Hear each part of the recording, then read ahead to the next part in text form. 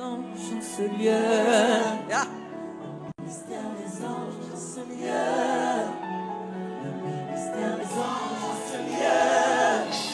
Le mystère des anges en ce lieu.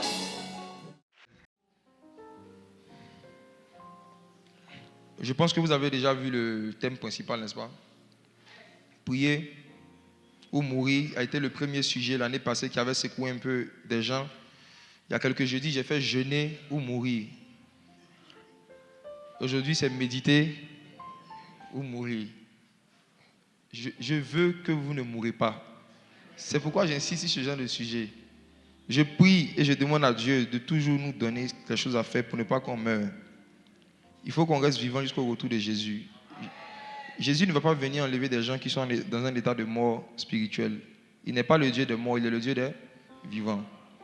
Méditer ou mourir, pourquoi le sujet? J'explique d'abord pourquoi le sujet. Et après, je vais donner le verset duquel j'ai tiré ce sujet.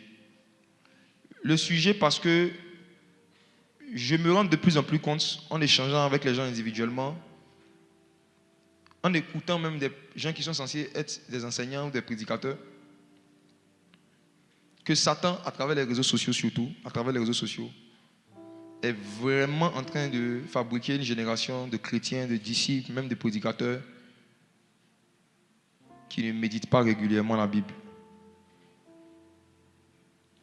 Et c'est vrai que je vais parler à tout chrétien en griffe lambda, mais je vais plus parler à ceux qui travaillent à la prédication, à l'enseignement.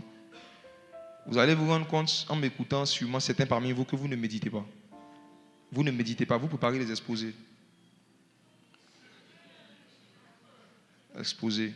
La preuve, c'est que vous ne pouvez pas vous détacher de votre feuille. La preuve, c'est que certains parmi vous, quand on vous programme dans certains endroits pour prêcher, vous le lisez. C'est lecture suivie, ce n'est plus la prédication. Il y a une génération qui s'est levée, qui est en vogue même actuellement parmi les chantres, qui sont vides de la parole mais remplis de sonorités musicales. Une génération de prédicateurs qui sont vides de la parole mais remplis de cris et d'élévation de voix. Il y a même des voix de prédicateurs. L'esprit. Alléluia. Hey.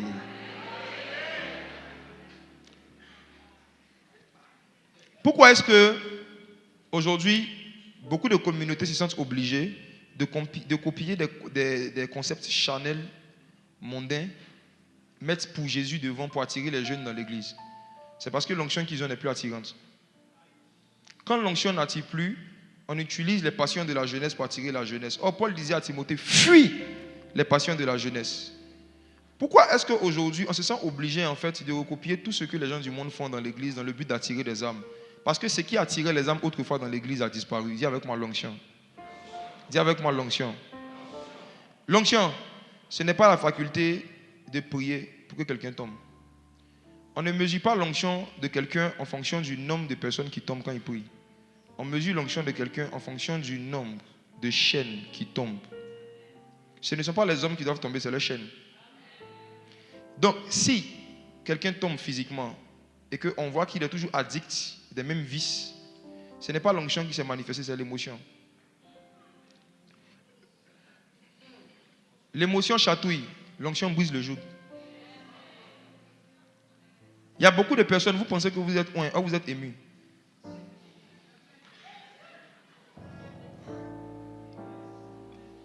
Une fausse vie de méditation provoque de fausses onctions et de fausses manifestations. Et c'est vraiment ça que je veux mettre en lumière. Si on ne retourne pas individuellement à des vies de méditation régulières, personnelles, structurées et organisées, je vous dis la vérité, on va continuer à assister à la mort spirituelle progressive de certains frères et sœurs et même de certains ministères. Et quand il y a la mort, il n'y a plus de manifestations spectaculaires des dons spirituels et de la puissance du Saint-Esprit. Donc il faut remplacer ça par du divertissement chrétien. Quand l'onction n'est plus amusante, il faut amuser les gens pour les maintenir à l'église. L'une des choses qui montre la perte de l'onction, c'est le désir de jouer.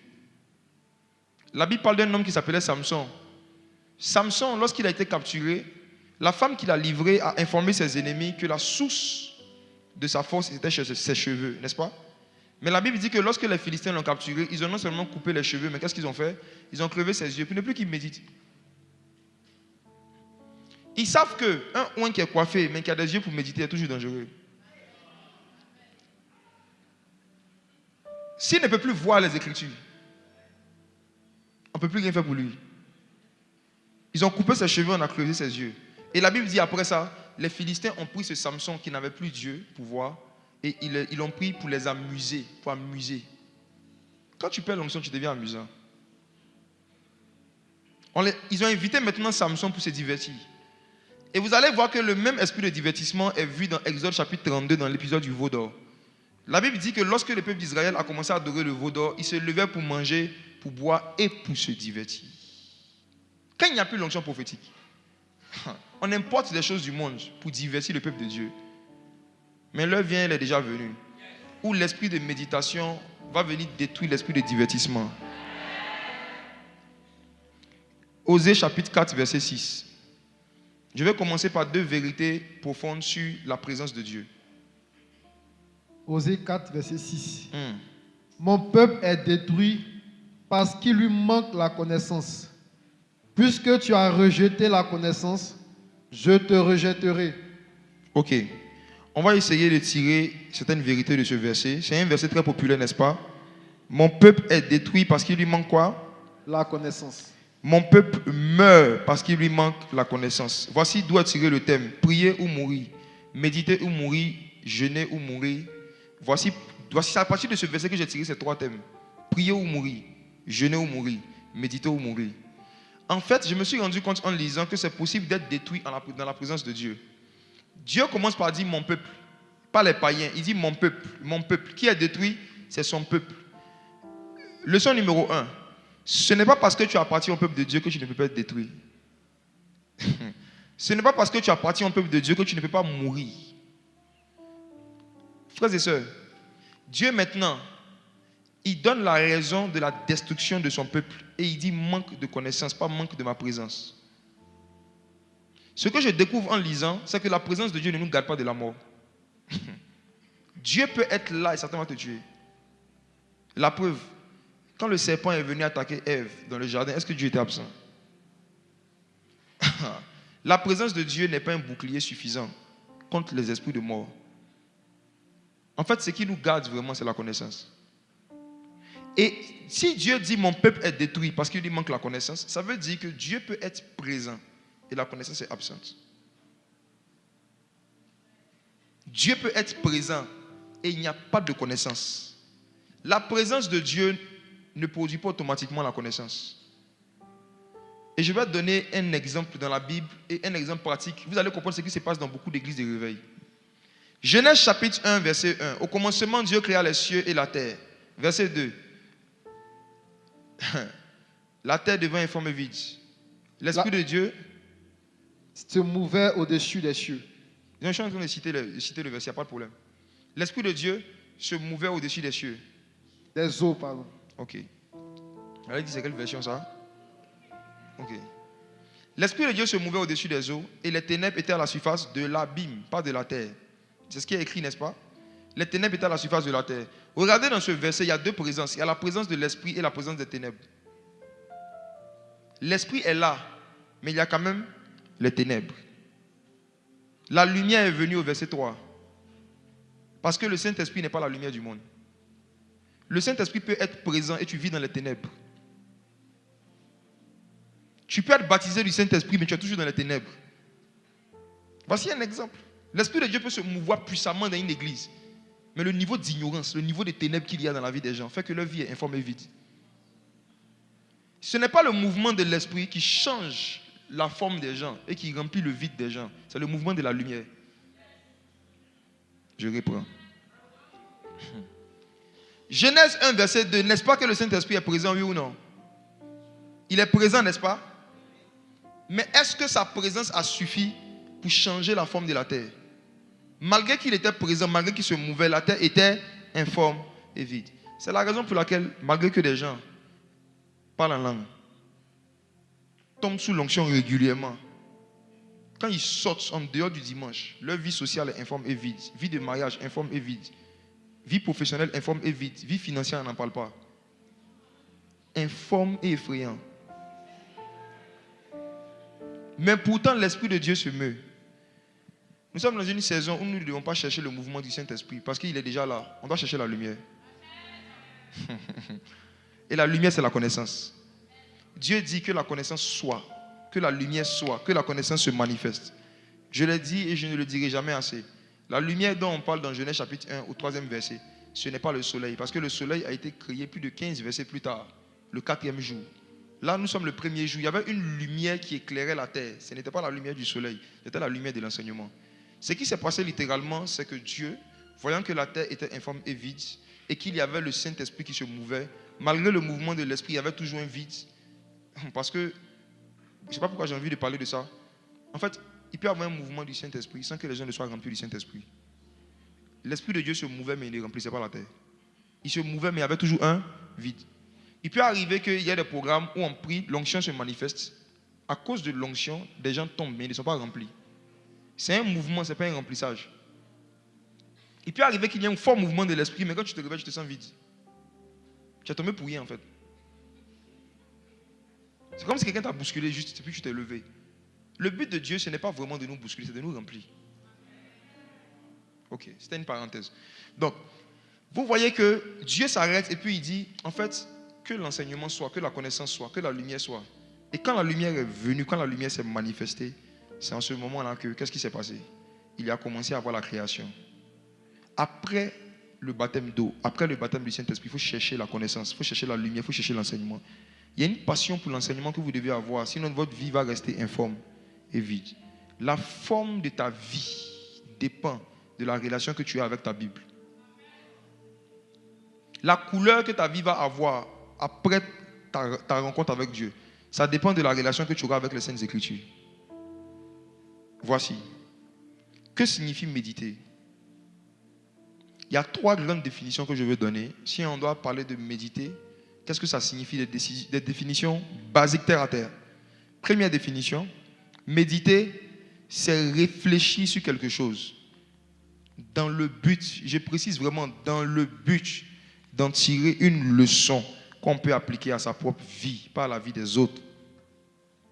Méditer, c'est réfléchir sur quelque chose dans le but d'en tirer une leçon qu'on peut appliquer à sa propre vie.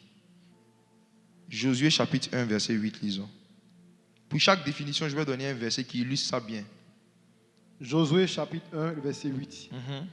Que ce livre de la loi ne s'éloigne point de ta bouche. Médite-le jour et nuit pour agir fidèlement selon tout ce qui est écrit. Allons doucement. Que ce livre de la loi ne s'éloigne point de ta bouche. Médite-le jour et nuit. En d'autres termes, médite 2 fois par jour pour... Ici, ce qui m'intéresse, c'est l'objectif de la méditation. Médite-le pour agir, pas pour prêcher. On médite pour agir. Ça veut dire que le but de la méditation, c'est d'identifier des agissements qu'on est censé manifester. Le but de la méditation, c'est de pouvoir trouver des comportements qu'on doit reproduire au quotidien. Est-ce qu'on se comprend? Quand on dit je vais méditer, ça veut dire je vais chercher des agissements, des comportements qu'en tant qu'enfant de Dieu, je dois avoir. Et comment ça se fait? À travers une histoire de la Bible. Exemple. Supposons que tu es célibataire, je parle d'une jeune sœur. Tu décides de méditer sur comment Ruth a fait pour se marier avec Boaz. C'est un exemple.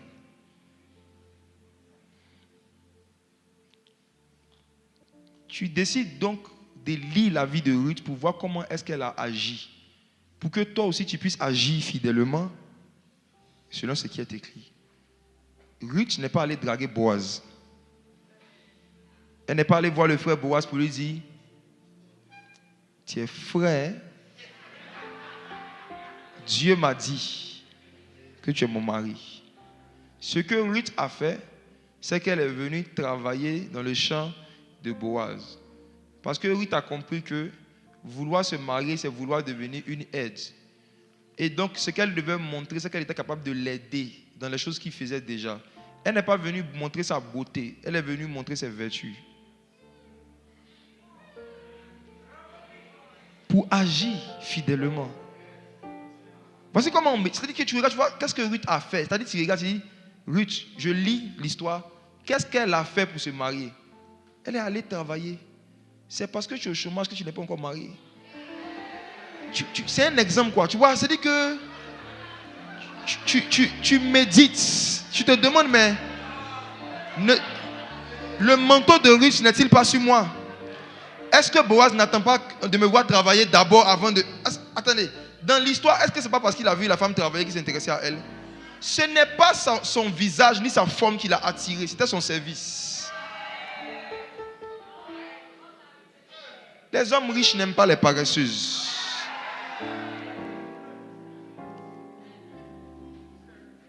C'est un exemple de méditation. C'est-à-dire que tu lis l'histoire et tu regardes comment elle a agi et toi aussi tu décides d'agir fidèlement selon ce qui est écrit. Le but de la méditation, c'est d'identifier des agissements, des comportements de certaines personnes qui ont marché avec Dieu avant nous, dans le but de reproduire ce comportement. Si tu comprends la méditation comme ça, tu ne peux pas être un pasteur qui ne va ouvrir sa Bible que quand il doit prêcher. Là, tu ne médites pas. Tu es en train de faire des recherches et des investigations pour faire un exposé. La méditation, ce n'est pas pour parler aux gens. La méditation, c'est pour se changer soi-même. La méditation a pour but de changer nos agissements, nos comportements. Méditer, réfléchir sur une chose dans le but d'en tirer un comportement qu'on doit reproduire. C'est la première définition que je peux donner à la méditation. Donc, si vous comprenez ça, vous voyez qu'on peut méditer la parole de Dieu, même pas que. On peut méditer même sur des événements de la vie. La méditation ne se limite pas à la Bible, ça se limite à tous les faits de la vie, sur tous les malheurs qui arrivent aux gens. Quand Dieu te fait la grâce de voir ou d'entendre le malheur de quelqu'un, ce n'est pas pour te moquer de lui, c'est pour méditer. Quand Dieu t'accorde la grâce d'être témoin de la déchéance de quelqu'un ou de l'échec de quelqu'un, à l'école de la sagesse, c'est l'échec qui a le plus gros coefficient. On tire plus d'enseignements des échecs que des succès. Les gens qui ont échoué ont plus de sagesse à transférer que les gens qui ont réussi. Oui. C'est pourquoi vous allez voir que Moïse, qui avait pour mission de pouvoir faire rentrer les enfants d'Israël à Canaan, initialement, il a échoué parce qu'il avait désobéi à Dieu vers la fin. Mais la Bible dit qu'avant de mourir, Moïse a imposé les mains à Josué et Josué fut rempli de l'esprit de sagesse. Un homme qui, la première fois que Dieu l'a rencontré, n'a pas eu la sagesse de circoncire le prépuce de son fils. C'est une femme qui a fait ça pour lui. Il n'a pas pensé à ça. Un homme qui, lorsqu'il a commencé son ministère, il a répudié sa femme qu'il avait sauvée de la mort en circoncisant le prépuce de son fils. Il allait prendre une femme africaine. Un homme qui, pour gérer le peuple, il était le seul qui parlait avec des milliers de personnes du matin au soir. C'est quelqu'un qui est venu lui dire que ton organisation est mauvaise. Donc, il manquait de sagesse dans l'organisation. Un homme à qui Dieu a dit de parler à un rocher. Mais dans sa colère, il a pris un bâton, il a frappé le rocher. Un homme qui a démontré à plusieurs fois qu'il a manqué de sagesse, à la fin de sa vie, c'est lui qui transfère l'esprit de sagesse. Moïse était le mieux placé pour transférer la sagesse à Josué. Pourquoi? Parce que c'est lui qui avait fait le plus d'erreurs. C'est pourquoi ne méprisez pas vos parents. Ne méprisez pas les pasteurs qui ont échoué. Ne méprisez pas les prophètes qui ont bien commencé, qui ont mal fini. Leurs histoires, leur vie et leurs témoignages ont parfois plus de sagesse qui nous concernent que ceux et celles qui se présentent toujours comme des super-héros qui n'ont jamais échoué. Méfiez-vous des témoignages de succès où il n'y a aucun témoignage d'échec à l'intérieur. Faites attention, ça fait peur. La seule personne qui a eu un parcours sans faute, c'est Jésus. Toute personne qui se présente en rendant son parcours sans parler de ses fautes, c'est Jésus-fille.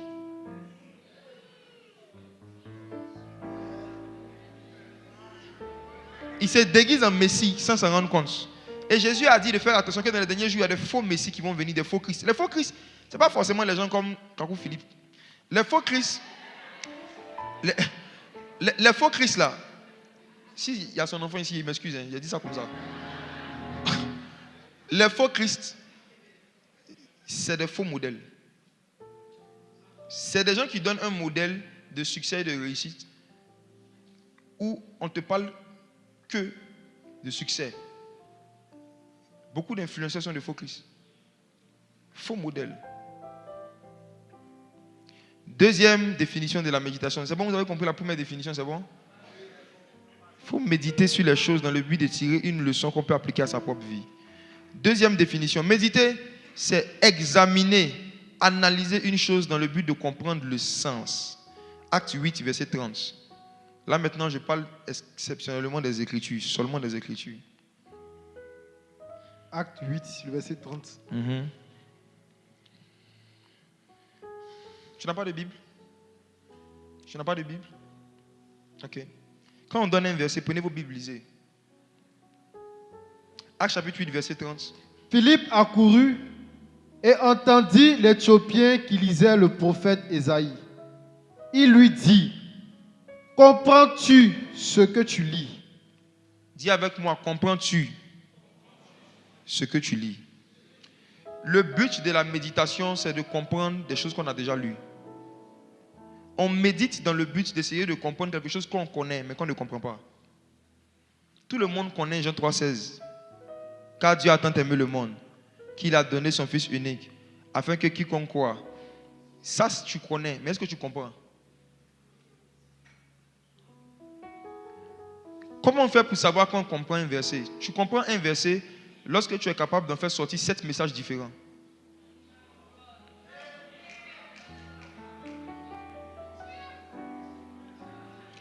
À quel moment tu vas savoir que tu as commencé à comprendre un verset? C'est quand tu es capable d'en tirer 7 messages différents du même verset. Parce que l'Esprit de Dieu est un. Mais lorsque Jean l'a vu au ciel, il a vu les 7 esprits de Dieu. Derrière un esprit, il y a 7 esprits. Derrière un verset, il y a 7 compréhensions. Dans le monde spirituel, dans le royaume des cieux, un cache 7. Derrière un, il y a toujours 7 minimum. Minimum. Qui a suivi la veille à ICC que j'ai dirigé vendredi dernier? J'ai parlé des 7 cornes de l'agneau, n'est-ce pas? L'agneau immolé avec 7 cornes et 7 yeux. Et quand on a lu le verset, on a vu que les 7 cornes ont été cités dans le même chapitre. Quand tu lis un verset, ne laisse jamais ton orgueil te convaincre que tu connais le verset si tu n'es pas capable d'en donner 7 enseignements différents. Le but de la méditation, ce n'est pas de découvrir de nouvelles choses, c'est de redécouvrir des anciennes choses.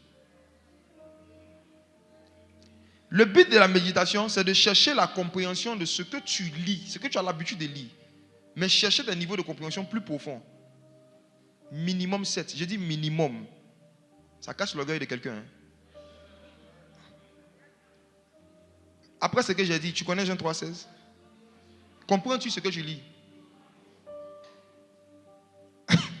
Jean 3,16.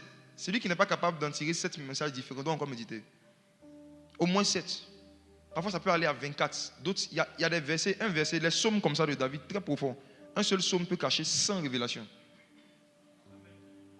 Comprends-tu ce que tu lis? Comprends-tu ce que tu lis? Après aujourd'hui, retournez, demandez au Saint-Esprit de vous réenseigner à partir des choses que vous savez déjà. La compréhension. On médite dans le but de chercher à comprendre ce qu'on lit.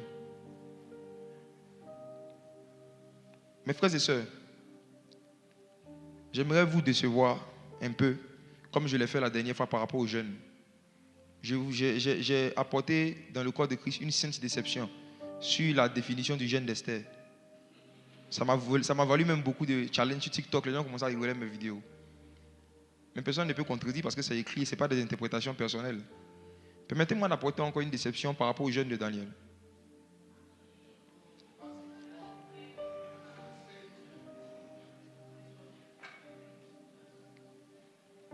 Pourquoi Daniel a jeûné pendant 21 jours? Est-ce que c'était pour débloquer un visa? Est-ce que Daniel avait jeûné 21 jours dans le but de rentrer dans son mariage? Est-ce que Daniel avait jeûné 21 jours dans le but d'obtenir quelque chose de terrestre? Daniel chapitre 9. Versets 2 à 3. Soyez forts. Daniel chapitre 9, verset 2. La première année de son règne, moi, Daniel, je vis par les livres qu'il devait s'écouler 70 ans pour les ruines de Jérusalem, d'après le nombre des années dont l'Éternel avait parlé à Jérémie le prophète. Ok. Verset 3. je tournai ma face vers le Seigneur Dieu, afin de recourir à la prière et aux supplications, en jeûnant et en prenant le sac et la cendre. Ok. Daniel dit qu'il a pris le livre de Jérémie et il a médité. Et il dit, je vis par les livres. Ça, c'est le thème d'une conférence que je vais donner cette année. Je vis par les livres, les visions par la méditation. La faculté de grandir dans les visions en méditant les Écritures. Je vis par les livres. Daniel a commencé à méditer. Et il s'est rendu compte de quelque chose. Il s'est rendu compte que Dieu avait donné une promesse. Normalement, la captivité du peuple devait durer 70 ans. Et d'après ce qu'il avait lu en méditant dans Jérémie, logiquement, les enfants d'Israël ne devaient plus être en captivité. Mais ils étaient toujours en captivité. Des gens étaient esclaves, en train de souffrir encore la violence, la galère, la misère, en pensant que c'était le brisement de Dieu. Or, ce n'était pas le brisement de Dieu. C'est juste parce qu'ils ne savaient pas qu'ils avaient le droit d'être libres. C'est un seul homme qui a découvert que le peuple avait maintenant le droit de sortir de la captivité. Comment il a découvert? En méditant. La méditation d'un seul homme a apporté la libération des milliers de personnes qui souffraient inutilement, pensant que c'est la volonté de Dieu. Il y a plusieurs parmi vous. Vous n'étiez plus à cet âge de votre vie censé manquer d'argent. Mais vous manquez encore d'argent parce qu'il y a des versets que vous n'avez pas encore lus. De la même manière que les enfants d'Israël étaient en train de souffrir encore une captivité parce qu'il y a des versets qu'ils n'avaient pas lus dans Jérémie. C'est comme ça, beaucoup parmi vous, vous souffrez des choses. Même il y a des maladies qui sont encore dans vos vies parce que vous n'avez pas encore vu par les livres. Imaginez-vous si cet homme, ce jeune homme, n'avait pas pris la décision de méditer sa Bible. Il allait continuer à subir la captivité babylonienne en se disant que c'est la volonté de Dieu. On attend le temps de Dieu. On attend le temps de Dieu. Beaucoup parmi vous, il y a des souffrances qui ont déjà, dont la date d'expiration est déjà arrivée. Vous continuez de les souffrir parce qu'il y a des versets que vous ne connaissez pas.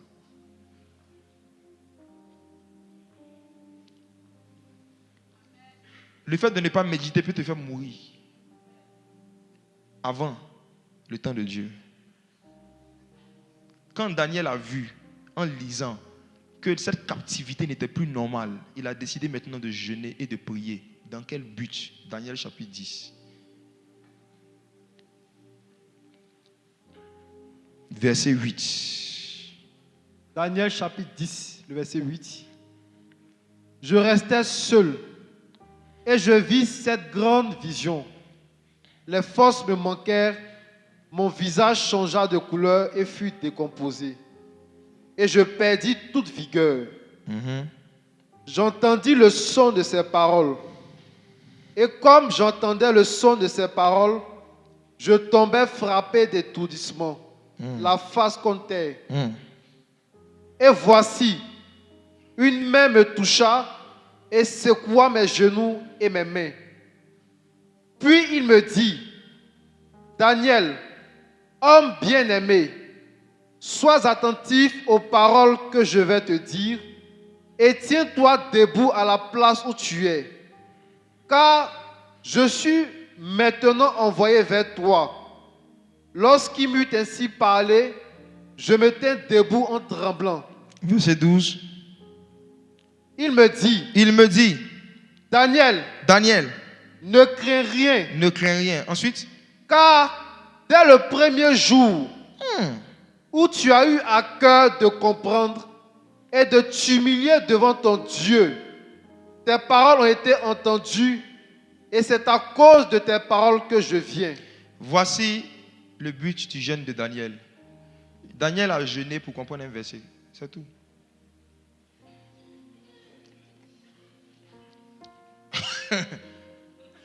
Il avait lu dans les livres de Jérémie que la captivité était finie. Mais si la captivité est finie selon la prophétie, si le temps de la prophétie est passé, pourquoi on est encore captif? Je jeûne et je prie pour que Dieu m'explique pourquoi malgré ce qui est écrit, ma vie ne correspond pas à ce que je lis dans ma Bible. Pourquoi est-ce qu'il y a une contradiction entre ce que je lis et ce que je vis? Il a décidé de jeûner pour comprendre. Et il ne s'est pas dit qu'il va jeûner 21 jours. Il s'est dit qu'il va jeûner jusqu'à ce qu'il comprenne. Et c'est parce que c'est le 21e jour qu'un ange est venu lui faire comprendre qu'il a arrêté de jeûner 21 jours. Le jeûne de Daniel Si quelqu'un veut le faire aujourd'hui, il doit le faire parce qu'il y a un verset qu'il a lu et qui ne vit pas. Il y a des promesses de Dieu qu'il lit mais qui ne sont pas dans sa vie. Pourquoi? Et tu décides de jeûner, de prier jusqu'à ce que Dieu te fasse comprendre. Pourquoi est-ce que tu es censé être libre mais tu es encore captif à Babylone? Et l'ange est venu, l'ange a confirmé ça. Il dit, depuis le premier jour où tu as eu à cœur de faire quoi? De comprendre. Pas où tu as eu à cœur de jeûner. Tu as eu à cœur de comprendre. Est-ce que tu as à cœur de comprendre ta Bible? Est-ce que tu as à cœur de comprendre?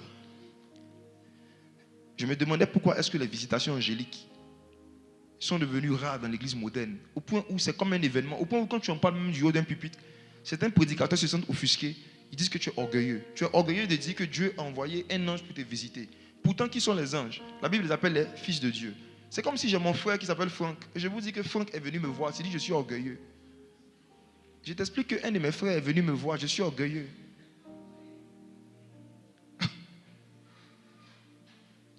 Pourquoi aujourd'hui, beaucoup de gens même sont hésitants de parler de leurs expériences surnaturelles avec les anges?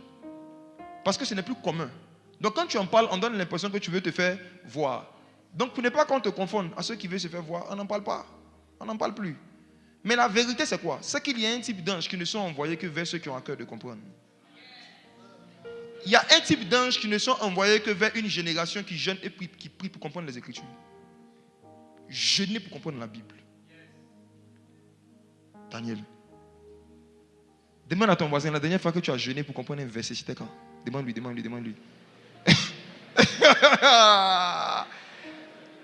Demande-lui, la dernière fois que tu as jeûné pour comprendre, c'était quand? Comprendre un verset. Si tu décides de faire le jeûne de Daniel, c'est que tu décides de jeûner pour comprendre. Il n'y a des révélations que Dieu ne donne qu'à des gens qui ont un ventre vide.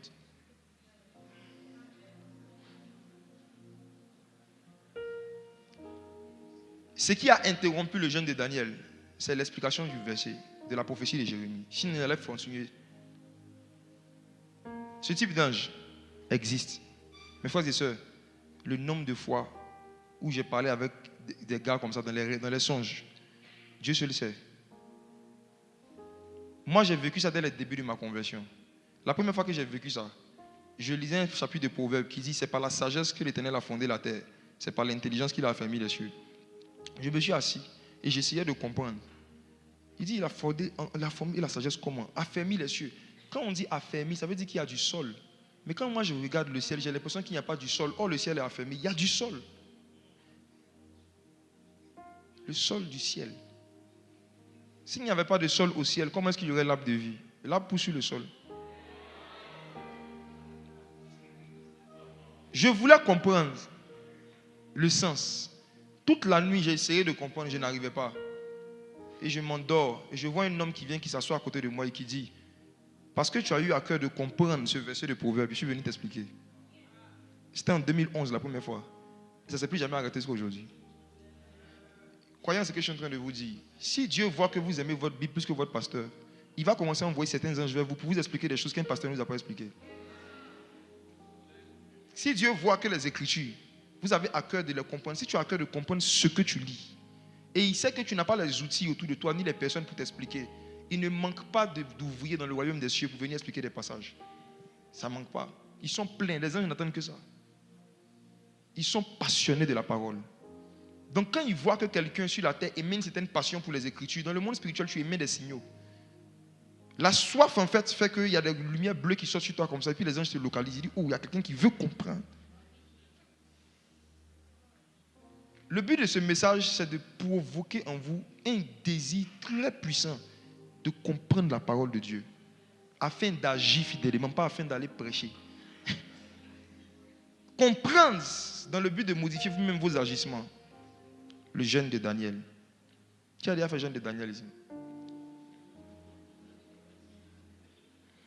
Si tu as jeûné 21 jours pour des raisons qui n'avaient rien à voir avec la parole, c'est le jeûne de Ouattara. C'est toi-même ton jeûne. Il faut mettre ton nom sur ton jeûne. Il faut laisser Daniel tranquille, ok? Mets ton nom. Mets ton nom sur ton jeûne. La dernière définition de ce qu'on appelle méditer que je veux donner, et je pense que c'est la plus puissante. En fait, méditer, c'est chercher à connaître ce qui te concerne dans la Bible. Ce n'est pas tout ce qui est écrit dans la Bible qui te concerne. Méditer, c'est aller dans sa Bible dans le but de trouver les versets qui concernent ta destinée. L'histoire d'Esther ne concerne pas toutes les sœurs. L'histoire de Ruth ne concerne pas toutes les sœurs. L'histoire de Naomi ne concerne pas toutes les sœurs. Dieu a fait exprès de mettre plusieurs histoires différentes dans la Bible parce qu'il sait que nos destinées sont différentes. Et dans chaque histoire de la Bible, en fait, il y a des éléments de la vie de chaque personnage qui sont rattachés à nos destinées individuelles. Donc, méditer, c'est de trouver les personnages de la Bible dont la vie ou les paroles sont en lien avec ta destinée. Actes. Bon, Luc chapitre 24, verset 27. Méditer, c'est aussi ça. Est-ce que tu connais les personnages de la Bible qui te concernent dans les Écritures? Est-ce que tu les connais? Méditer, c'est ouvrir sa Bible pour chercher les personnes qui ont fait avant toi ce que Dieu t'appelle à faire. Luc, chapitre 24, verset 27. Et commençant par Moïse et par tous les prophètes, il leur expliqua dans toutes les Écritures ce qui le concernait. On parle de Jésus. La Bible dit qu'après sa résurrection, le Seigneur Jésus est apparu à des disciples. Et commençant par Moïse, par les psaumes, par les prophètes, il a commencé à leur expliquer dans toutes les Écritures quoi? Ce qui le concernait. Ce qui le concernait. Mais frères et sœurs, j'ai une bonne nouvelle pour vous. Ce n'est pas tout ce qui est écrit dans la Bible qui vous concerne. Amen. Même Jésus n'était pas concerné par tout ce qui était écrit. Jésus a parlé à ses disciples de ce qui le concernait dans les Écritures. Ce qui fait que beaucoup de personnes s'embrouillent et embrouillent les autres, c'est qu'ils prennent des choses qui ne les concernent pas dans les Écritures. Et ils veulent appliquer ça et puis ils prêchent ça même. Exemple. Œil pour œil. Dent pour dent. C'est écrit, non? Mais est-ce que ça nous concerne, nous les disciples de Jésus? Jésus a dit dans Matthieu 5, vous avez appris qu'il a été dit. Œil pour œil, dent pour dent. Mais moi, je vous dis. En d'autres termes, il y a des choses qui sont dans les Écritures que Jésus n'a jamais dites. Mais c'est dans la Bible. Ce n'est pas tout ce qui est biblique que nous devons mettre en pratique. On doit mettre en pratique ce qui nous concerne. Méditer, c'est lire la Bible dans le but de faire la différence entre ce qui concerne la nouvelle alliance et ce qui concerne l'ancienne alliance.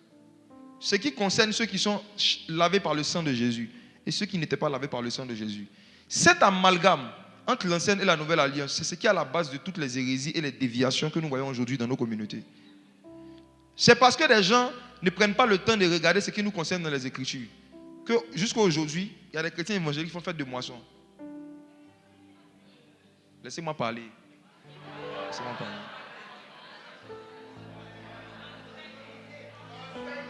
Toi, tu es bêté, tu n'es pas juif, tu fais fête de moisson. Est-ce que tu t'es déjà assis, tu as pris ta Bible pour lire la fête de moisson, c'était quoi? Qui sont ceux qui faisaient la fête de moisson et pourquoi on la faisait? Est-ce que ces fêtes-là nous concernent dans les Écritures? Si ça nous concerne, est-ce qu'on devrait les appliquer littéralement comme le faisaient les Juifs qui étaient concernés par ça? Tu lis dans la Bible qu'on dit que le 8e jour, tous les mâles se faisaient circoncis. Toi aussi, tu accouches, tu fais ton enfant, on veut le circoncire le même jour. Tu dis au médecin, non, c'est pas biblique. Si on ne circoncit pas pour aujourd'hui, c'est pas biblique, pas pouvoir se circoncire le 8e jour. Est-ce que ça te concerne dans les Écritures? Ça te concerne?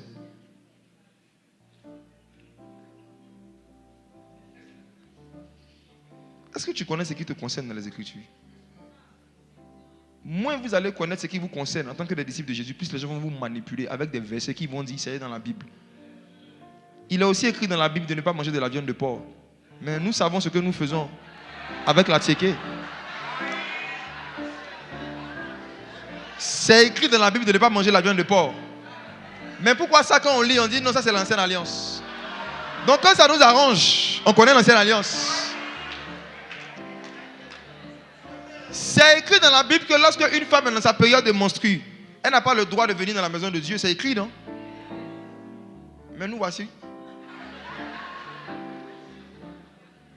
Dans l'ancienne alliance, le temple de Dieu, c'était un endroit physique dans lequel les hommes se rendaient. Voici pourquoi on disait qu'une femme qui a son sang, qui a un écoulement de sang, elle ne doit pas rentrer dans la maison. Pourquoi? Parce que le seul sang qui devait rentrer dans la maison de Dieu était le sang qui vient de Dieu.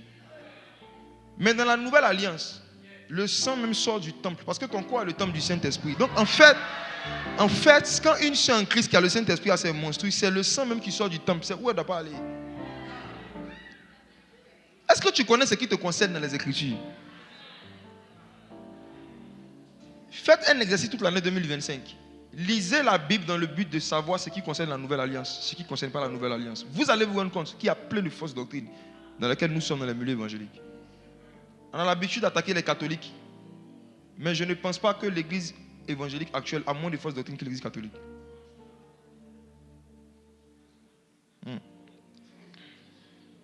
Pourquoi vois-tu la paille qui est dans l'œil de ton frère et tu ne vois pas la poutre qui est dans ton œil? Nous-mêmes, on fait tellement de choses, on tolère tellement de choses qui n'ont rien à voir avec la nouvelle alliance. Mais pour ne pas créer la guerre dans le corps, on n'en parle pas. Mais quand toi-même tu médites, que tes yeux s'ouvrent, tu vois que on fait des choses qui ne nous concernent pas dans les Écritures. Méditer, c'est chercher ce qui te concerne. Si on prend les textes et qu'on commence à méditer sérieusement, chacun d'entre nous, il y a beaucoup de choses qu'on va arrêter de faire seul. Tout seul.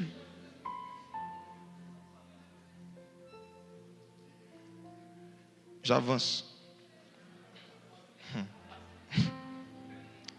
Je veux parler maintenant de deux vérités profondes qu'il faut savoir pour avoir une vie de méditation qui fait grandir en sagesse. Il y a deux grandes vérités qu'il faut connaître. Pour ceux qui notent, vérité 1, il faut connaître l'anatomie des Saintes Écritures. C'est un mot simple, c'est facile. Je vais expliquer ça tout à l'heure. Notez d'abord. 1, il faut connaître l'anatomie des Saintes Écritures. 2, il faut connaître la différence entre la parole, les versets et les Écritures. Première chose qu'il faut connaître, c'est l'anatomie des Saintes Écritures. La deuxième chose, il faut connaître la différence entre la parole de Dieu, les versets et les Écritures. Mes frères et sœurs, je suis en train de vous donner des choses simples et pratiques. Quand vous allez retourner à la maison avec ces informations, vous allez voir que vos vies de méditation seront complètement différentes. Avant d'ouvrir sa Bible, première chose, l'anatomie des Saintes Écritures. De quoi il s'agit? Quand je dis l'anatomie des Saintes Écritures, mais l'anatomie de la Bible, je parle simplement de la façon dont tous les messages qui sont dans la Bible sont catégorisés par Dieu. Et tous les messages, les 66 livres de la Bible, peuvent être catégorisés en 4 groupes. 4 groupes. 4 catégories. Pour ceux qui veulent noter facilement, écrivez les 4 P du Saint-Esprit. Les 4 P. Mes gars du marketing, on se comprend. Les 66 livres de la Bible peuvent être regroupés en 4 P. Premier, les principes. Deuxième, les promesses. Troisième, les punitions. Quatrième, les prophéties. Je reprends. Les 66 livres de la Bible et tous les messages qui s'y trouvent peuvent être catégorisés dans cette anatomie-là, cette structure. Les 4 P. Vous allez voir que lorsque Jean a vu la Nouvelle Jérusalem, il a vu qu'elle avait 4 côtés. Tout ce qui sort de la Nouvelle Jérusalem se regroupe toujours en 4. Les principes, les punitions, les promesses, et dernier c'est quoi? Les prophéties.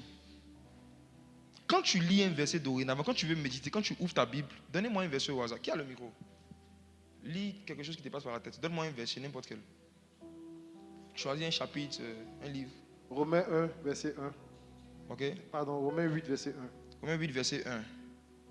Il n'y a donc maintenant aucune condamnation pour ceux qui sont en Jésus-Christ. Ça s'arrête là dans la Louis II. Dans la King James, c'est écrit: il n'y a donc maintenant aucune condamnation pour ceux qui sont en Jésus-Christ, lesquels ne marchent pas selon la chair, mais selon l'esprit. Mais toute cette phrase a été supprimée par M. Louis II. Je me suis dit que de plus en plus, quand je vais voir ce genre d'erreur, je ne vais plus me taire dessus. Parce qu'il faut aider un peu nos amis francophones. Si vous lisez la King James, il y a une bonne partie qui a été supprimée, je ne sais pas pourquoi. Je corrige en même temps. Verset 2, c'est écrit: en effet, la loi de l'esprit de vie m'a affranchi de la loi Du péché et de la mort, c'est ça? Oui. Ok. Ce que vous êtes en train de lire, juste ces 2 versets qu'il a donnés comme ça. Parmi les 4 P que je vous ai donnés, c'est quoi? Est-ce que c'est une prophétie? Est-ce que c'est une punition, ça? Est-ce que ça, c'est une promesse? C'est quoi? C'est un principe. Je dis, prenez n'importe quel verset. On va pouvoir classer ça dans une de ces catégories. N'importe quel. Donne le micro à quelqu'un au hasard dans la salle. Qui veut essayer? Qui est nouveau? Qui est venu ici pour la première fois? Donne au monsieur qui est en costume derrière. Si vous donnez une référence que je connais, je vais citer pour aller vite. Ok, Galates 6:7. Galates 6:7. Galates 6 dit, faites part, que celui à qui on enseigne la parole fasse part, c'est ça? De tous ses biens à celui qui enseigne. Galates 6:7 dit quoi? Ne vous y trompez pas, ne se moque pas. Ok, on ne se pas. Ce qu'un homme aura semé, il le moissonnera. Ok. C'est quoi? Punition? Promesse? Prophétie ou principe? Principe. Principe. Donne à quelqu'un d'autre. Donne à la petite fille là, qui a levé la main.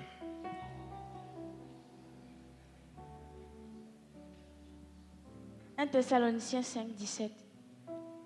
1 Thessaloniciens 5:17. Priez sans cesse.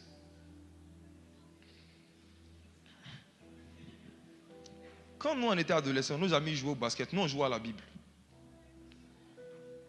On jouait à la Bible. Donc il y a beaucoup de références que je connais par cœur comme ça. Priez sans cesse. Ça c'est quoi? Un principe.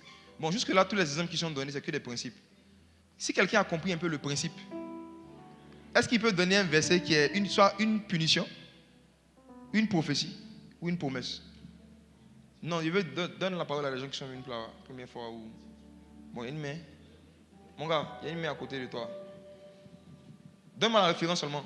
Je vais m'exercer aussi à voir s'il connaît les versets. Psaume 138, verset 8. Folie. Folie. Le Seigneur finira ce qu'il a commencé pour moi. Seigneur, ton amour est pour moi, est pour toujours. N'abandonne pas ceux que tes mains ont formés. L'Éternel Finira ce qu'il a commencé pour moi. finira. Quand vous voyez le futur, c'est une promesse. Parfois, dans un verset, il peut y avoir les 4. Dans un verset, vous pouvez trouver une promesse, un principe. Mais la particularité des promesses, c'est toujours au futur. Toujours au futur. Pareil pour les prophéties aussi. Comme ça, vous allez vous retrouver. Quand Dieu dit dans Joël 2, verset 28, dans les derniers jours, je répandrai mon esprit sur toute chair. C'est une prophétie, c'est une promesse en même temps. Vous comprenez? Donc, je m'arrête là pour gagner du temps. Vous allez voir que, dorénavant, quand vous lisez un verset ou une histoire de la Bible, avant quoi que ce soit, posez-vous cette question. À quoi est-ce que j'ai affaire quand je lis? Principe, promesse, punition, prophétie. Maintenant, j'explique ce que c'est. C'est quoi un principe? Un principe, c'est une loi que Dieu lui-même pratique. Un principe, c'est une loi que Dieu lui-même pratique et qui reflète sa mentalité et son caractère. C'est une loi. Ça n'a rien à voir avec la loi de Moïse ni la grâce. C'est une loi que Dieu pratiquait avant la loi, que Dieu pratiquait sous la loi, que Dieu lui-même pratiquait pendant la grâce et que Dieu va toujours pratiquer. C'est une loi éternelle, un principe. C'est quelque chose que Dieu lui-même il fait et qui reflète la façon dont il raisonne, sa mentalité, son caractère, et que les hommes aussi doivent pratiquer sur la terre pour vivre les bénédictions du ciel. Je réponds. Je vais mettre ces notes-là à disposition. La première fois que je vais faire ça, j'ai structuré mon message de sorte que ceux qui publient, je ne sais pas qui, Dorian à Kinshasa, des gens souvent qui publient les résumés des enseignements, je vais donner ça. Je veux vraiment que le maximum de personnes aient accès à ça. Ce n'est pas une connaissance cachée. Il faut qu'on ait tous des vies de méditation sérieuses. Un principe, c'est une loi que Dieu lui-même pratique, qui reflète sa mentalité et son caractère, et que l'homme doit aussi pratiquer pour vivre sur la terre les choses du ciel. Exemple, l'offrande. Vous savez, il n'y a pas quelqu'un parmi nous ici qui va faire plus d'offrande que Dieu. Il n'y a pas quelqu'un qui pratique l'offrande plus que lui. Dieu donne. C'est sa nature, c'est sa mentalité, c'est son caractère. Il donne. Dieu donne. Il donne. Il donne. Et Dieu est tellement puissant dans les dons que pour rester le plus grand donateur de tous les temps, il a établi une loi. La loi qu'il a établie pour nous sur la terre, pour faire la différence entre nous, notre façon de donner et lui, c'est que pour nous, il a dit, un homme ne peut donner que ce qu'il a. Nous, dans notre façon de donner, on est limité à ce qu'on a. Mais Dieu peut donner ce qu'il n'a pas. Un homme ne peut donner que ce qu'il a. Mais Dieu est le seul qui peut donner ce qu'il n'a pas. Exemple. J'ai dit, quand Dieu dit dans Deutéronome aux enfants d'Israël que si vous ne pratiquez pas la loi, voici les maladies qui vont s'attacher à vous. Les malédictions, vous connaissez, n'est-ce pas? L'ulcère, les punitions. Je vais vous poser une question. Est-ce que Dieu est malade? Est-ce que Dieu a la maladie? Mais est-ce que Dieu peut pas rendre quelqu'un malade? Il peut te donner ce qu'il n'a pas. Dieu peut nous donner quelque chose qu'il n'a pas. La preuve, il nous a créé, il nous a donné des sexes. Il n'en a pas. Dieu nous a donné beaucoup de choses que lui n'a pas. Il nous a donné un estomac, lui n'a pas d'estomac. Mais en ce qui concerne nous les hommes, on ne peut donner que ce qu'on a. Mes frères et sœurs, c'est la raison pour laquelle, si c'est vraiment Dieu qui vous dit de faire une œuvre, quand il vous dit de faire une œuvre, si vous a parlé clairement, n'ayez pas peur du budget. Parce que si ça vient de Dieu, si la vision vient de Dieu, la provision aussi va venir de Dieu. Et Dieu peut donner ce que tu n'as pas et ce que lui-même il n'a pas. Dieu n'a pas d'argent. Parce qu'au ciel, on n'utilise pas les CFA. Il n'y a personne qui a un billet de 5 000 au ciel. Mais pourtant, le ciel donne des billets aux hommes sur la terre. Dieu donne ce qu'il n'a pas. Il donne ce qu'il n'a pas. Dieu donne ce qu'il n'a pas. Parce qu'il n'est pas un homme. C'est un homme qui ne donne que ce qu'il a. Si Dieu se met dans ce carnaval, il s'humanise. Dans le domaine de l'offrande, vous allez voir que les offrandes sont pratiquées depuis le jardin d'Éden. Ça a été pratiqué avec Abraham, ça a été pratiqué sous la loi, ça a été pratiqué sous la grâce. Donc quand vous voyez quelque chose que les gens ont pratiqué avant Moïse, pendant Jésus et après Jésus, c'est un principe. En fait, les principes se vérifient dans le fait que des gens qui ont marché avec Dieu les pratiquaient avant les alliances, pendant les alliances. C'est ça les principes. Et il y a tellement d'exemples qu'on peut donner. Si quelqu'un a compris ce principe, qui peut donner un exemple? Qu'est-ce qui était pratiqué par exemple avant que Moïse ne vienne avec la loi, avant que Jésus ne vienne, qui a été pratiqué sous Moïse, sous Jésus et qui aujourd'hui encore est pratiqué? Le jeûne par exemple. Quoi d'autre? La prière. Quoi d'autre? La dîme. Bien sûr, c'est le cas. La dîme n'a pas commencé avec Moïse, ça a commencé avant Abraham. Je ne dis pas avec Abraham, je dis avant Abraham. Oui, 2025, je vais donner un message qu'on appelle l'esprit de la dîme. La dîme a commencé avant Abraham. La dîme est basée en fait sur la loi du binaire, 1 et 0. C'est cette loi-là qui soutient tout le système informatique. Bon, on en reparlera une autre fois. Quand Jésus dit je suis le premier, je suis le dernier, je suis 1, je suis 0. Oui. C'est un principe spirituel, éternel. Abraham est venu sur la terre, il a découvert. Et il a utilisé ça pour honorer Melchisédek. D'autres personnes ont fait après lui. Aujourd'hui, on continue de le faire, pas sous les mêmes formes, mais on le fait. Mais c'est toujours, chaque chiffre en fait a un sens dans le royaume des cieux. Il n'y a rien qui est ordinaire. Donc mes frères et sœurs, on a compris c'est quoi un principe. Je peux avancer. Ensuite, les promesses. Les promesses, c'est l'ensemble des récompenses que Dieu te donne quand tu pratiques un principe. Simple. Ça veut dire que tu découvres un principe, tu commences à le pratiquer, automatiquement tu enclenches les promesses se manifestent. Simplement.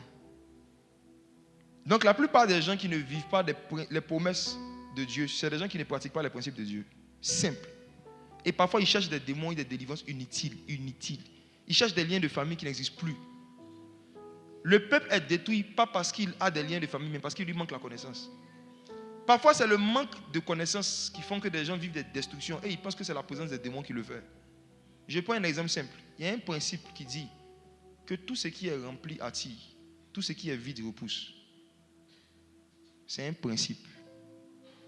Si toi tu as faim, peu importe ta faim, que tu vas dans un quartier que tu ne connais pas, tu regardes un resto, à 18h c'est vide. Il n'y a personne dans le resto à part les serveurs. Tu regardes le resto d'à côté, il y a beaucoup de gens. Tu vas aller où? Non, sois enfant. Je dis, tu vas dans un quartier que tu ne connais pas, tu as faim. Tu as le choix de deux restos que tu ne connais pas. Mais tu vois un resto qui est rempli, beaucoup de gens sont assis en train de manger. Tu vois un autre resto, il n'y a personne. En toute façon, si tu rentres où? Pourquoi? Tu te dis que s'il y a beaucoup de gens, c'est que c'est tout. Tu vois cette façon de raisonner, c'est parce qu'il y a une loi dans la nature, il y a un principe. Si quelque chose est rempli, c'est que c'est bon. Voici pourquoi, si un chrétien, tu le vois, mais qui n'est pas rempli du Saint-Esprit, c'est qu'il n'est pas bon. Si vous êtes des chrétiens qui n'attirez pas les païens, c'est que vous n'êtes pas rempli. Si tu as une église qui n'attire pas les âmes, vous n'êtes pas rempli. Là où il y a la plénitude, l'homme vient. C'est un principe. Supposons qu'une sœur en Christ ne connaît pas ce principe. Elle décide d'ouvrir son restaurant. Tu sais que dans les débuts de ton business, quand tu vas ouvrir un restaurant, on ne te connaît pas. Il y a un temps qui doit passer pour que tu fasses ta pub, pour que tu aies certains clients. En attendant que ce soit tes clients qui viennent remplir les chaises, qu'est-ce que tu es censé faire? Tu dois inviter tes amis, inviter des personnes qui seront là chaque soir, qui vont remplir le coin jusqu'à ce que les clients viennent et qu'il y ait maintenant une plénitude naturelle. Tu ne fais pas ça. Tu ouvres ton coin, tu pries en langue, tu prends de l'huile d'onction, tu verses partout. Tu ne fais de cadeaux à personne dans les débuts. Et tu t'attends à ce que le restaurant se remplisse par l'onction du Saint-Esprit. Au bout de 2-3 mois, tu ne fais pas ton chiffre d'affaires, failli, tu fermes, tu viens prendre rendez-vous à un pasteur, qu'on prie pour toi, il y a un blocage dans tes affaires. Il n'y a pas un blocage dans tes affaires, il y a un blocage dans ta tête. Non. Le blocage n'est pas dans tes affaires, c'est dans ta mentalité. C'est ton ignorance d'un principe dans le domaine du business qui fait que tu as tous ces problèmes. Ce qui est vide repousse. Donc tu dois toi-même avoir la sagesse de chercher à remplir le coin, toi-même par tes efforts en faisant des sacrifices pendant un temps. Regardez un principe simple comme ça peut changer la vie d'un homme d'affaires. Et ça peut lui éviter 21 jours de jeûne de Daniel. Et on peut être très souvent comme ça en train de jeûner, prier, chercher des prophètes pour des problèmes qui peuvent se résoudre si on avait médité. Je vais vous montrer le principe. Dieu crée le jardin d'Éden. Comme Dieu sait que ce qui est vide va repousser l'homme, Dieu sait que Adam sera le seul être humain dans le jardin. Mais si jamais il vient, qu'il n'y a personne, ça va l'effrayer. Donc avant que Dieu ne crée Adam, Dieu crée beaucoup d'animaux, il remplit la terre. Quand Adam vient, il voit que la terre est remplie, il est rassuré. Ce qui est vide repousse, ce qui est rempli attire. Mais Adam se rend compte un moment que les gars qui sont en train de remplir là, c'est des amis qu'on a mis en attendant que les vrais clients arrivent. Parce que la volonté de Dieu, ce n'était pas que la terre soit remplie d'animaux, c'est que la terre soit remplie d'hommes. Donc à un moment, il se sent seul. Il commence à comprendre le système. Il dit, il y a quelque chose qui ne va pas. Quand on a dit remplissez la terre là, on parlait de moi et puis Ève. Dieu maintenant dit, ok, il n'est pas bon que l'homme soit seul. Pourtant, il y avait les animaux, mais Dieu dit, il est seul. Il est avec les éléphants, mais il est seul. Il est avec les lions, mais il est seul. Dans le ministère, dans l'œuvre de Dieu, tu peux être entouré de beaucoup de gens, tu te sens seul. Tu peux être entouré de beaucoup de gens, tu te sens seul, comme Adam, entouré de beaucoup de lions, de singes, de girafes, mais il se sent seul. Ce qui enlève la solitude, ce n'est pas la présence des créatures. Ce qui enlève la solitude, c'est la présence des gens qui ont la même nature que toi. Ce qui fait que tu ne te sens pas seul, c'est quand tu vois des gens qui sont faits à ton image et à ta ressemblance, qui voient les choses comme toi, qui pensent comme toi. C'est ça qui fait que tu ne te sens pas seul. C'est pourquoi il y a des gens qui ils sont mariés, mais ils sont seuls.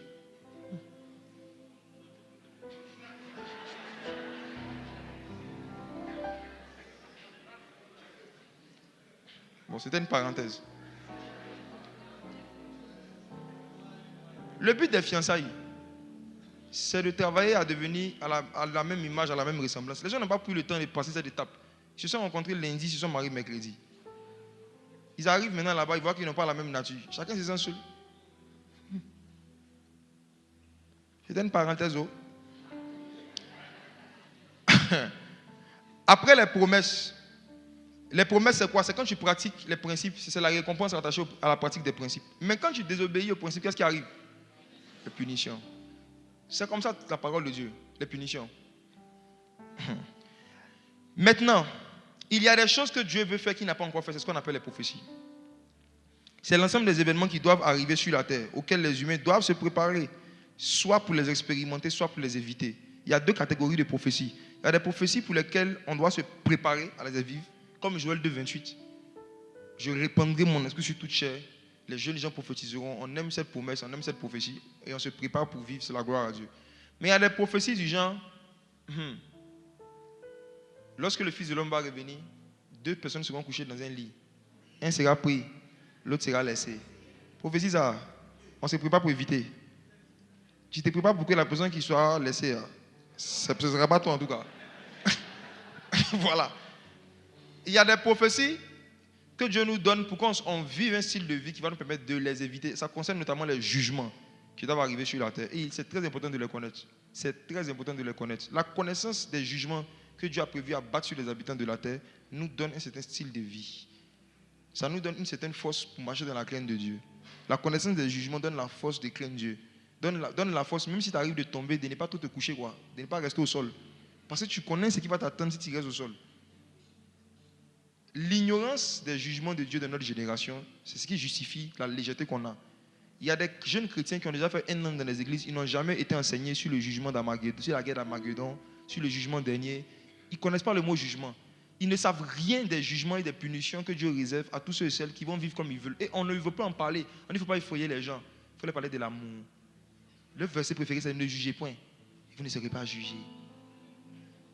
Si on enlève le jugement même de la société humaine, on ne pourra même plus aller au travail. S'il n'y a plus de prison, le nombre de braquages qui vont augmenter, le nombre de viols. S'il n'y a plus la justice, il y a la déchéance et il y a la destruction. Quand on ne parle pas du jugement de Dieu et de comment est-ce que Dieu punit, Dieu va punir, il va juger ceux et celles qui vivent comme ils veulent. Je vous dis la vérité, c'est la déchéance, la dégradation qui vient. Cet évangile dilué. Un Jésus très cool, plus cool que Mamadou Koulibaly. Quand tu ne prêches pas ça, tu deviens ennemi public. On dit que tu effraies les âmes. C'est mieux de prêcher un évangile effrayant plutôt que pour eux de leur prêcher un évangile plaisant qui va leur faire se retrouver dans un enfer effrayant. Quand Jésus prêchait la parole, même si c'est un sujet qui ne concernait pas directement le salut, même ses disciples souvent avaient des réactions, tu voyais que ce n'était pas du jeu. Par rapport au mariage, la première fois que Jésus a fini d'enseigner, la Bible dit ses disciples ont dit, si telle est la condition de l'homme à l'égard de la femme, mieux vaut pour l'homme et jamais se marier. C'est la conclusion qu'ils ont fait après le premier séminaire que Jésus a donné sur le mariage. Ça veut dire, Jésus enseigne sur le mariage et ça donne envie aux gens de ne pas se marier. Aujourd'hui, quand on enseigne sur le mariage, ça donne envie de se marier. C'est parce qu'on ne dit pas la même chose que Jésus. Quand Jésus a fait son premier séminaire sur le mariage, conférence des couples, première conférence des couples, ses propres disciples ont dit, Seigneur, si c'est comme ça, mieux vaut pour l'homme de ne pas se marier.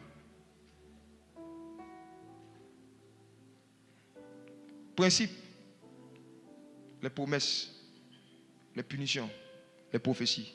Voici l'anatomie de toute la Bible. Maintenant, je vais dans la partie qui va devenir mielleuse. La différence entre les versets et les Écritures. Est-ce que vous savez qu'il y a une différence?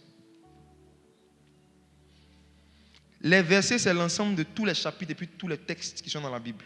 Ça, ce sont les versets simples. Mais les Écritures, c'est l'ensemble de tous les textes qui parlent de Jésus. Je réponds. Les versets, c'est l'ensemble de tous les textes et les chapitres qui sont dans la Bible. Mais les Écritures, c'est l'ensemble de tous les textes qui parlent du Messie, qui ont un lien avec Christ, qui ont un lien avec Jésus. Et ce n'est pas le cas pour tous les versets de la Bible. Lisons Luc chapitre 24, verset 7 encore. Luc chapitre 24, verset 7. Et qu'il disait, il faut que le Fils de l'homme soit livré entre les mains des pécheurs. Luc 24. Ça, ok, c'est ça. Verset 7, allons-y. Et qu'il disait, il faut que le Fils de l'homme soit livré entre les mains des pécheurs, qu'il soit crucifié et qu'il ressuscite le troisième jour. Et elle se souvint des paroles de Jésus. À leur retour du sépulcre, elles annonçaient toutes ces choses aux 11 et à tous les autres. Verset 27 maintenant. 27. Luc 24, verset 27. Et commençant par Moïse et par tous les prophètes, il leur expliqua dans toutes les Écritures ce qui le concernait. Lisons maintenant le livre de Jean chapitre 5, verset 39 à 40. Jean chapitre 5, verset 39. Vous sondez les Écritures Vous sondez les Écritures, oui. parce que vous pensez avoir en elles la vie éternelle. Ce sont elles qui rendent témoignage de moi. Les Écritures, ce sont elles qui rendent témoignage de moi, oui. Et vous ne voulez pas venir à moi pour avoir la vie. Jésus est en train de dire clairement ici que les Écritures, c'est l'ensemble des mots, des textes qui rendent témoignage de lui.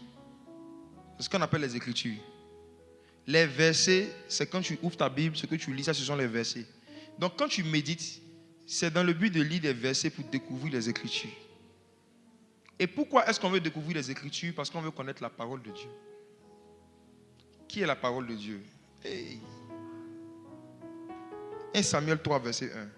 Je dis quelque chose d'autre.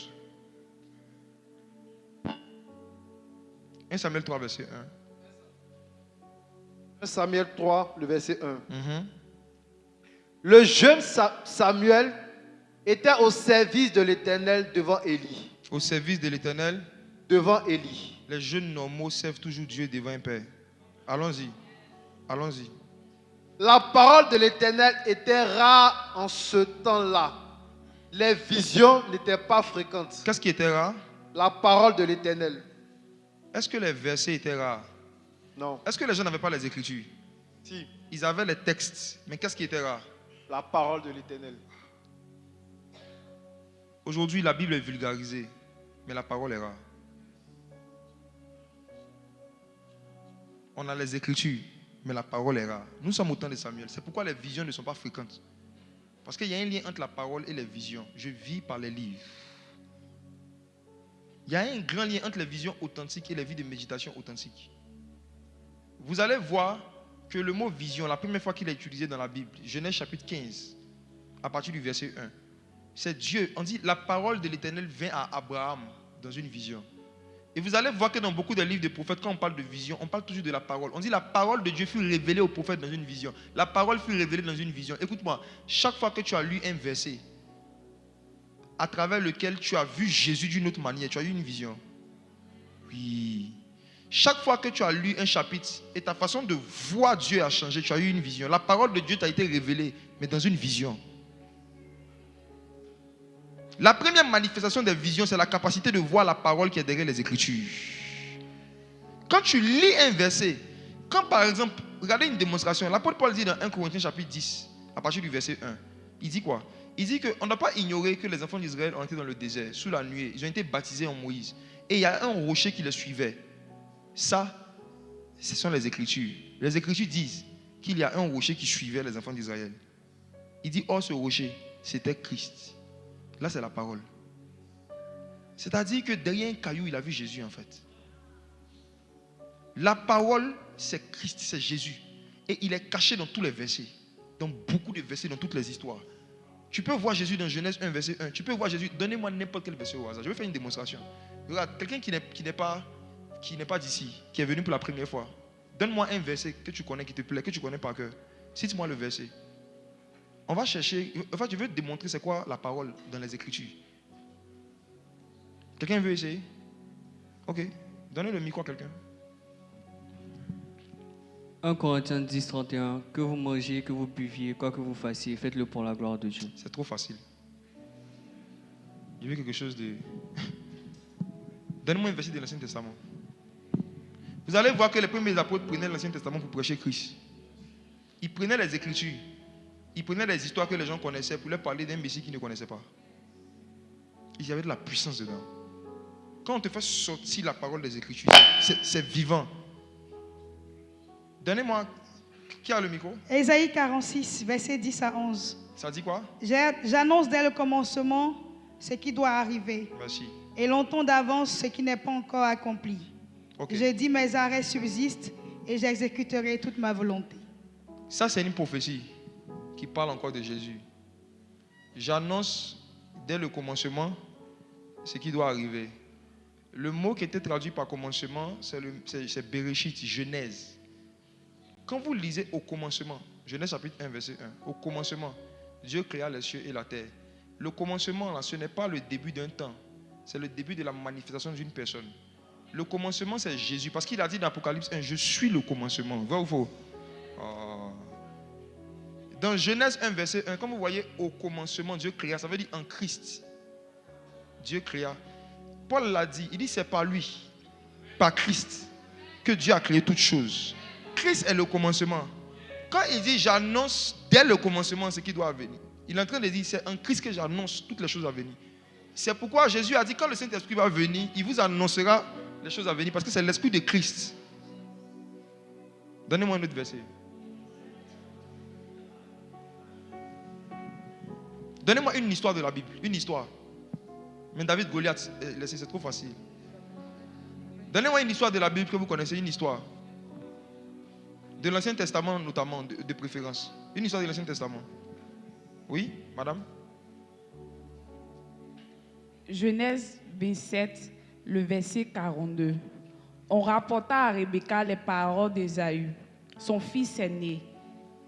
Elle fit alors appeler Jacob, son fils cadet. Et elle lui dit, voici Ésaü, ton frère, veut tirer vengeance de toi en te tuant. Ok. Bon, je prends l'histoire en elle-même. Jacob a usurpé l'identité d'Ésaü, n'est-ce pas? Ok. Qu'est-ce qu'il a fait? Normalement, il était le petit frère, le cadet. Et quand les pères devaient mourir, les pères transféraient la bénédiction à leurs enfants, mais à l'aîné, on donnait la double portion. Et la Bible dit que Jacob, poussé par sa mère, est parti en fait se déguiser. Il a usurpé l'identité de son frère. Et comme Isaac était aveugle, Isaac lui a donné la bénédiction. Cette histoire parlait de Christ. Ça parlait de comment est-ce qu'on allait recevoir le salut. Je vais commencer à raconter ça jusqu'à arriver sur la partie précise que tu as lue. Qu'est-ce qui se passe? Isaac, logiquement, doit bénir Ésaü. C'est Ésaü qui doit donner la double portion, logiquement. C'est le fils aîné. C'est l'image d'Israël, qui est la première nation, le premier pays à qui normalement et qui exclusivement devait recevoir le message du salut. Mais de la même manière que Ésaü a rejeté son droit d'aînesse, c'est comme ça que les Juifs aussi ont rejeté le Messie. Donc, comme les Juifs ont rejeté le Messie, Dieu maintenant s'est choisi d'autres nations, nous les non-Juifs, vers qui il allait envoyer le Messie. Mais pour qu'on puisse recevoir la bénédiction, il fallait qu'on soit dans le même état qu'Israël. De la même manière que Jacob, pour recevoir la bénédiction, devait être dans le même état qu'Ésaü, il fallait que nous aussi, on soit dans le même état qu'Israël. Donc, qu'est-ce que Dieu fait? Qu'est-ce que Jésus fait? Qu'est-ce que Jésus fait? La Bible dit que nous tous qui avons été baptisés en Jésus-Christ, nous avons revêtu Christ. Comme Jacob qui avait revêtu une peau de poil. Vous voyez, non? Vous tous qui avez été baptisés en Jésus, vous avez revêtu Christ. Et c'est parce qu'on a revêtu Christ qu'on peut recevoir la bénédiction d'Israël. On est Agni, mais on a la bénédiction d'Abraham. On est Akon, mais on a la bénédiction d'Abraham. On est Béthé, mais on a la bénédiction d'Abraham. Parce que quand Dieu te regarde, il ne voit pas un Béthé, il voit un Messie revêtu. Ça, c'est la voix de Pascal, mais c'est la peau de Christ. Isaac a reconnu la voix de Jacob, mais la bénédiction n'est pas basée sur la voix, mais plutôt sur le parfum. C'est parce que nous sommes la bonne odeur de Christ que quand on prie, Dieu nous écoute.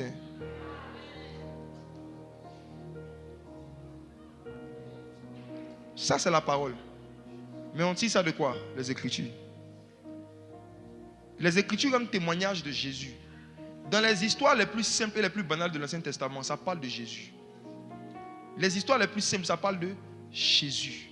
Ça parle de Jésus. Cette haine qu'Ésaü maintenant a eue contre Jacob, parce qu'il a vu que c'est lui qui a récupéré la plus grande portion, c'est la même haine que les Juifs ont contre les non-Juifs jusqu'à aujourd'hui. Quand nous qui ne sommes pas Juifs, disons qu'on prie le Dieu d'Israël, les Hébreux n'aiment pas ça. Les Hébreux n'aiment pas voir des Noirs qui prétendent prier le Dieu d'Israël. Il dit à quel moment vous êtes rentrés dans l'alliance? Vous n'avez pas été circoncis. Vous n'avez pas fait la bar mitzvah. Vous n'avez pas fait toutes les cérémonies que nous on a fait. Comment vous êtes rentrés dans l'alliance? C'est parce qu'on a revêtu Christ. Parce que Jésus a dit dans Jean chapitre 4 que le salut vient des Juifs. Si on n'était pas juif, on n'allait pas pouvoir être sauvé. Il fallait que Dieu trouve un moyen de nous judaïser sans qu'on aille en Israël. Et ce moyen-là, c'est la foi en Jésus-Christ. Une fois qu'on croit en Jésus, dans le monde spirituel, c'est pourquoi moi je n'ai pas de lien de famille. Je ne suis pas Avicam, je suis juif. L'apôtre Paul a dit dans le livre de Romains que le vrai juif, ce n'est pas celui qui a l'apparence. Vous êtes enfant d'Abraham par la foi en Jésus-Christ. Voici la parole dans les Écritures.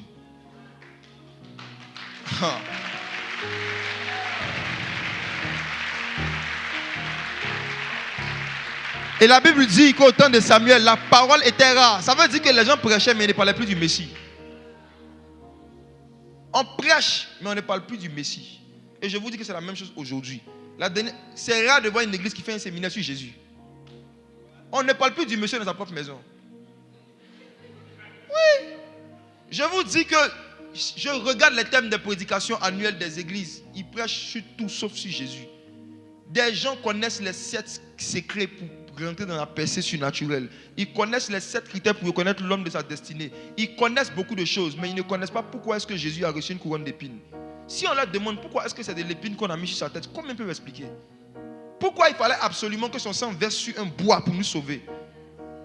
Pourquoi est-ce qu'on appelle l'agneau de Dieu? Pourquoi? Pourquoi pas le cabri de Dieu? Pourquoi l'agneau? Pourquoi?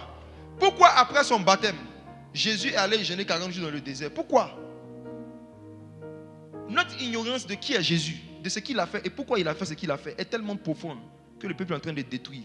Parce qu'il y a les versets, il n'y a plus la parole. Jésus est la parole de Dieu. Si on parle de beaucoup de thèmes sans toucher Christ, on n'est pas dans la parole, on est dans les Écritures, dans les versets même. Et ce ne sont pas les versets qui édifient, qui font grandir, qui rendent les gens puissants, c'est la parole.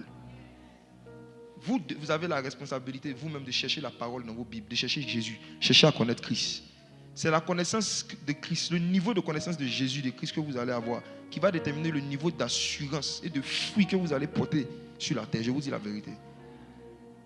On doit reparler de Jésus.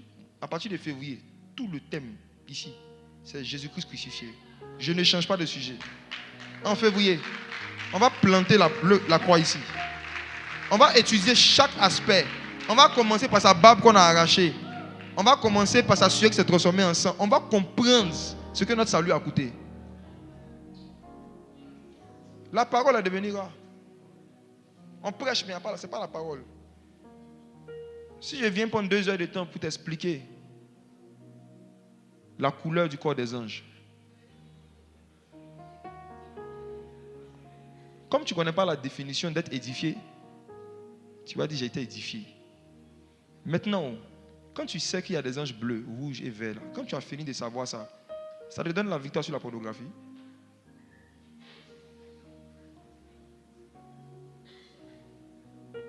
Ça t'aide à prier plus longtemps. Tu arrives à jeûner plus longtemps.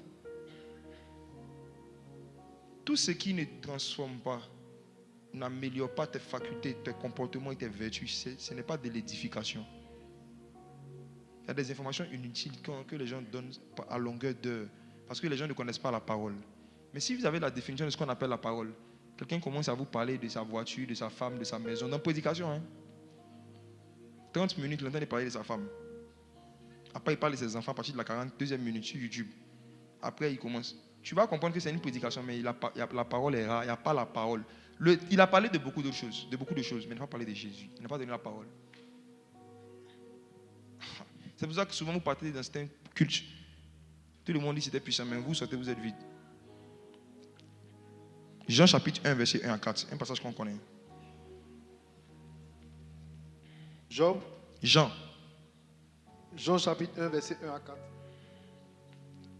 Au commencement était la parole. Et la parole était avec Dieu. Et la parole était Dieu. Elle était au commencement avec Dieu.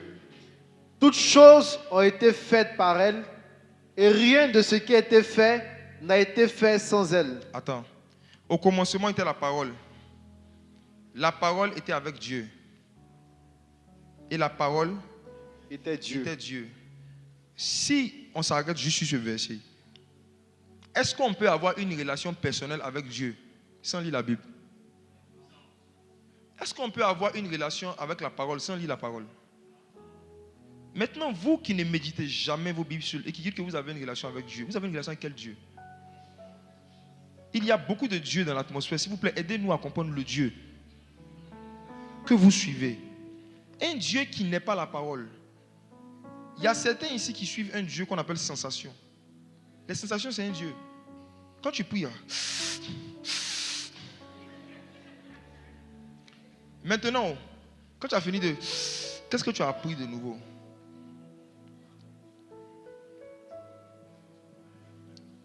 Tu peux décider de prier 3 heures de temps à genoux. Si à la fin de tout ça, ou pendant tout ça, tu n'as pas cherché à recevoir une information sur Jésus ou sur Dieu que tu ne connaissais pas, c'est fort possible que tu aies perdu ton temps. Aujourd'hui, dans le mouvement de réveil, si on ne fait pas attention, la prière va devenir un sport national. Quelque chose que les gens font pour perdre le poids. Pas pour connaître Dieu. Il faut que l'intention et l'objectif de tout ce qu'on fait en termes de prière et de méditation soit pour connaître Christ. Il faut que Christ soit le commencement et la fin de tous nos efforts spirituels. Sinon, on pourrait se retrouver dans une plaisanterie religieuse très organisée, bien organisée. Et ils vont faire tout ce temps. Tu vas les prendre, tu leur demandes, ah, qu'est-ce que tu as reçu? On dit rien. Tu as parlé à quelqu'un pendant 3 heures de temps. La personne ne t'a même pas dit bonjour. Il est impoli, hein? Dis avec moi, le Saint-Esprit n'est pas impoli. Dis-moi, le Saint-Esprit n'est pas impoli. Le Saint-Esprit n'est pas impoli. Je vous donne un conseil. Quand vous décidez de prier longtemps, gardez toujours la Bible ouverte à côté de vous. Parce qu'à tout moment, une parole peut sortir.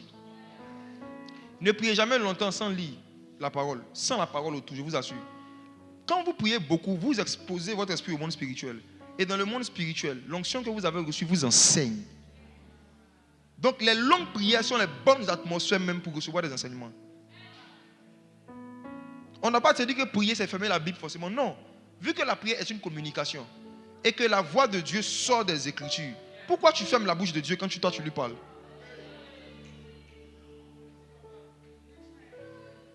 Arrêtez de fermer la bouche de Dieu quand vous lui parlez. Sinon ce n'est plus une conversation, c'est une interview. Et c'est Dieu qui vous interviewe quoi. Vous parlez seulement. Méditer, c'est aussi prier dans le but que Dieu te donne des nouveaux enseignements. C'est aussi la méditation. Prier, c'est aussi méditer en priant. Dans le but que dans la prière, Dieu te fasse comprendre ce que tu es en train de lire. C'est tout ça la méditation. Au lieu de prendre des objets pour prier, priez avec vos Bibles. Donnez-moi une Bible. Physique. Merci ma soeur. Tu peux décider par exemple de prier comme ça.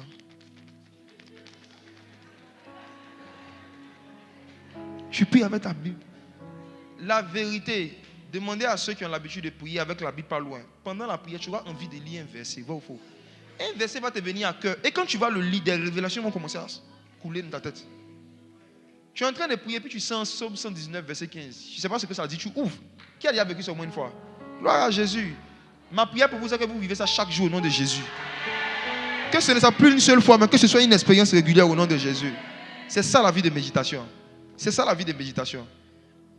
Cherchez la parole. Ne vous contentez pas de connaître des versets. Cherchez la parole. Cherchez à comprendre. Cherchez à voir des choses qui concernent Jésus. C'est ce qui va vous bâtir. La Bible dit dans Éphésiens que Dieu il a établi les uns comme apôtres, pasteurs, docteurs, prophètes, évangélistes pour le perfectionnement des saints, en vue de l'œuvre du ministère et pour qu'on puisse tous parvenir à la connaissance du Fils de Dieu. Ça veut dire que le rôle des 5 ministères, c'est de nous aider à mieux connaître qui est le Fils de Dieu. C'est le but de tout ce qu'on doit faire. Ça doit être l'objectif de tout par derrière. Sinon, après, l'orgueil spirituel nous prend. On se vante de nos heures de prière. On va commencer à se vanter de nos cœurs, de nos temps de jeûne qu'on fait, que d'autres n'arrivent pas à faire. L'apôtre Paul dit, en ce qui me concerne, loin de moi de me glorifier d'autres choses que de la mort de mon Seigneur Jésus. Les gens qui ont l'habitude de méditer sur Christ, en fait, c'est comme un antidote à l'orgueil, en fait. Ça te rappelle chaque fois que ce ne sont pas tes œuvres que tu fais là qui t'ont donné la vie que tu as, c'est l'œuvre de la croix. Gardez continuellement à cœur l'œuvre de la croix, la mort de Jésus sous les yeux. Garde de l'orgueil. Même si tu arrives à jeûner 50 jours dans le même mois, 2 fois, tu vas comprendre que ce n'est pas ça qui produit la puissance qui se manifeste. La puissance sort du sang de Jésus. Ce n'est pas par tes jeûnes que les gens sont guéris. Ce n'est pas ces meurtrissures que les gens ont la guérison. Donc, le fait de méditer régulièrement sur Jésus va faire que peu importe les performances que tu auras en termes de jeûne, tu auras les yeux gardés sur ces meurtrissures. Et quand tu vas commencer à vivre des miracles, si on te demande c'est quoi ton secret, tu vas montrer les plaies de Jésus, tu ne vas pas montrer ton ventre vide. Les gens veulent qu'on leur donne des secrets, autres que ce qu'ils ont dans la Bible. Il dit, ils sont sûrs que tu as un secret. Pour vous, c'est trop facile. Il y a forcément quelque chose derrière. C'est l'esprit fétichiste africain. Il y a toujours un esprit derrière. Il y a quelque chose d'occulte derrière tout. Il y a forcément quelque chose derrière. Mon père spirituel, pasteur Yannick Diati, nous a raconté une histoire hier. Il dit, dans un village, il y avait pendant des années des gens qui étaient mordus par des serpents. Et lorsqu'on les mordait, ils partaient voir quelqu'un qu'on appelait le grand Manitou. Le grand Manitou avait un morceau de fer. Quand il touche la partie où on t'a mordu, le venin sort et tu es guéri. Donc les gens l'adoraient, les gens le vénéraient. Il était devenu une divinité dans le village. Ensuite, le grand Manitou a la puissance de guérir les venins des serpents. Et il dit qu'un explorateur qui s'appelait Diego Cao est venu. Il a entendu parler de ça. Lui aussi, il était blessé par un serpent. Je sais qu'il a fait exprès. Les blancs, ils aiment les expériences. Il est venu, le monsieur a pris son morceau de fer, il a touché le pied du gars. Le venin est parti. Parce que les blancs croient plus en la sagesse qu'aux esprits.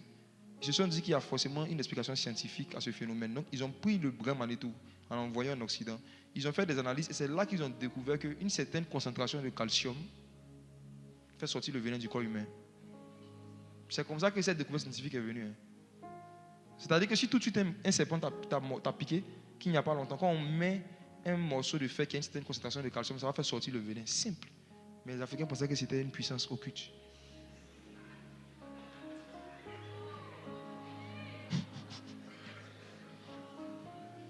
Ils ont annoncé la nouvelle au village, chacun commence à acheter son fer, c'est fini.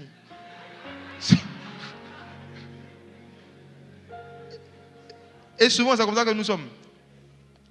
On te dit que le secret de l'onction de la plénitude du Saint-Esprit, c'est la vie de méditation régulière et personnelle. Tu dis non, j'ai compris, mais derrière ça, il y a un mystère. Je termine avec ce point. Pourquoi est-ce que ceux qui n'ont pas une vie de méditation finissent par mourir spirituellement? Peu importe la quantité de vidéos de prédication qu'ils écoutent. Mes frères et sœurs, ne laissez pas les vidéos de prédication, même pas moi-même mes vidéos, remplacez vos vies de méditation. Vous allez mourir spirituellement. Vous allez mourir spirituellement. Ne laissez pas les vidéos de prédication et les livres, déjà même qu'on ne lit plus beaucoup aujourd'hui, remplacez vos vies de méditation. Normalement, les prédications sont censées vous pousser dans la méditation. Logiquement, quand tu écoutes une prédication, quand on donne un verset, tu es censé prendre ta Bible. Ouvrir ta Bible pendant que le prédicateur donne le verset, toi aussi la lis. Mais je vous observe pendant les moments. Vous ne lisez pas la Bible à la maison, vous ne lisez pas à l'église. Si on avait des écrans ici, mais là on vous avait tué. La com, affichez ce verset. Ils vont fermer la Bible et puis eux aussi ils crient sur la com. La com! La bonne tenue, ce que le pasteur a dit. Matthieu 7, 7 là-bas. Vous avez des Bibles, mais à cause de la technologie, vous attendez que ce soit la com qui vous fasse lire des versets. Et ce qui est pire encore, même quand la com affiche, il y en a qui ne regardent pas l'écran, qui regardent toujours le visage du pasteur. Ah! Le manque de lecture personnelle de la Bible et de méditation personnelle a fabriqué des idolâtres qui viennent dans le programme dans le but de voir l'homme de Dieu à la fin. Des idolâtres qui n'ont pas de considération et de foi en celui qui est présent au milieu, Jésus. Non. Ils mettent la foi à la fin, l'homme de Dieu. Ils viennent dans les programmes, ils n'écoutent pas les prédications, ils ne notent pas, ils ne notent rien. Ils se disent à la fin, je vais lui expliquer mon problème. Il va prier pour moi. Ça, c'est une mentalité d'Africains qui avaient l'habitude d'aller voir les féticheurs. Et beaucoup parmi vous, là, vous êtes des adeptes des anciens féticheurs convertis à Jésus. Mais vous avez juste changé de fétiche. Votre fétiche maintenant, c'est l'homme de Dieu. Vous ne lisez pas la Bible, mais vous avez pris les rendez-vous privés avec les prophètes. Vous ne lisez pas la Bible, mais vous avez les rendez-vous privés avec les pasteurs. Et quand ils ne sont pas disponibles, vous vous fâchez. 2025, soyez forts. Ayez le cardio. Dans la nouvelle alliance, Jésus a fait de chacun d'entre nous des sacrificateurs et des rois. Chacun est censé entretenir sa relation avec le Saint-Esprit et sa foi. Dans Jacques chapitre 5, verset 13, qu'a-t-il écrit? Quelqu'un souffre, qu'il prie. On n'a pas dit quelqu'un souffre, qui parle à son pasteur. Arrêtez vos choses là. Toi, tu connais la souffrance des pasteurs. Aller parler à un homme de Dieu doit être la deuxième chose qu'on fait après avoir prié, jeûné et médité pour une situation qui nous concerne et pour laquelle Dieu ne nous a pas répondu. C'est-à-dire que dis que tu vas aller exposer ton problème d'abord à un super oint. Il faut que ce soit un problème que toi-même tu as cherché à traiter. Dans la prière, dans le jeûne, dans la méditation, parce que tu n'as pas de solution. En ce moment, tu vas parler à un homme de Dieu. Là, ça fait de toi quelqu'un qui est mature. Quand un enfant est vraiment enfant, dès qu'il a faim, maman j'ai faim. Dès qu'il a soif, j'ai soif. Souvent même l'enfant, c'est pas ça qu'on a dit des enfants. L'enfant arrête à côté des toilettes. Puis il dit, papa, je vais pisser. À qui on a déjà fait ce coup-là? Souvent même il se déshabille, il se met devant le WC, puis il t'appelle, il dit, je veux pisser. Puis je lui dis, mais pisse.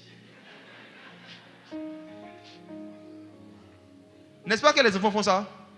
Ce qui montre l'enfance, c'est un désir d'assistance permanent. L'une des manifestations de l'enfance, c'est le désir d'être assisté en tout et pour tout. On doit t'assister pour tout. À un âge, on tolère ça. Maintenant, tu as 15 ans, toi, tes dents sont complets. Et puis, viens, va, appelle ton papa, mets-toi de côté de toi, dis, papa, je veux pisser. Ça va. Va ici. Logiquement, ce qui montre que tu as grandi, c'est que pour certaines choses, tu ne l'as pas appelé papa pour ça. Il y a des choses que tu es censé faire toi-même. Donc, il y a des choses qu'on peut tolérer aux nouveaux baptisés. Et c'est pourquoi, à partir de maintenant, 2025 à MSA, les nouveaux baptisés seront très connus. Nickel, tu as fait le badge? Tu as fait le badge? C'est en cours, non? Les nouveaux baptisés auront des badges. Il y a des questions que tu vas poser, on va faire ton cours. Si tu es un nouveau baptisé, on peut comprendre, on te tolère. Tu es dans la foi depuis les années 80. C'est toi qui vas venir dire, ah, je veux voir un homme. Oui, c'est pourquoi j'ai fait un songe là. Il y a un salamandre qui me poursuivait. Il ne sait pas ce que ça veut dire. Mais il te poursuivait, mais poursuis-le aussi. Jésus dit qu'il vous a donné la puissance de marcher sur les serpents, sur les scorpions, sur toute la puissance de l'ennemi. Qu'est-ce que tu fais de ce verset?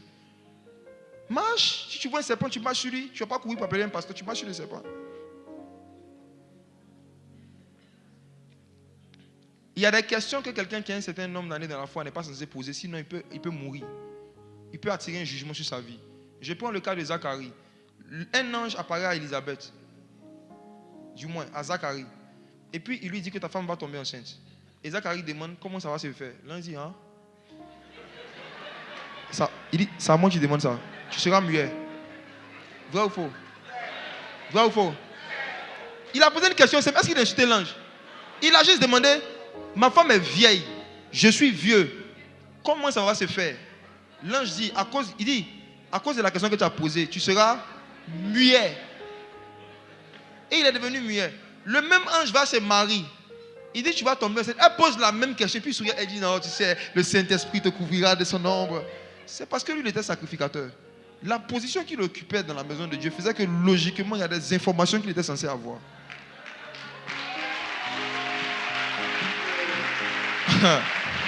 Il y a des informations qu'il était censé avoir. Si vous ne méditez pas, certains anges vont commencer à vous gifler. Ok.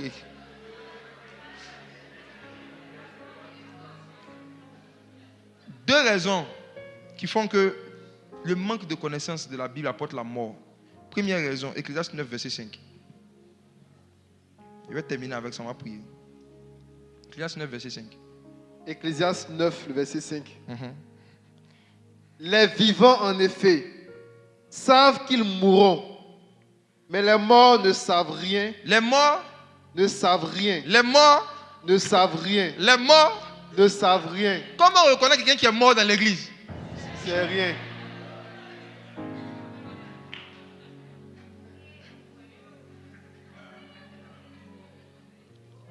Demande à ton voisin, tu sais quoi?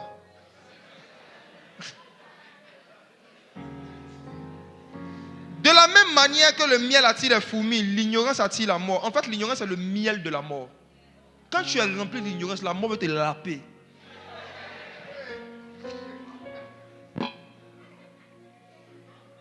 Vous qui êtes toujours pressé par les esprits de mort, je vous dis la vérité parce que vous ne lisez pas la Bible.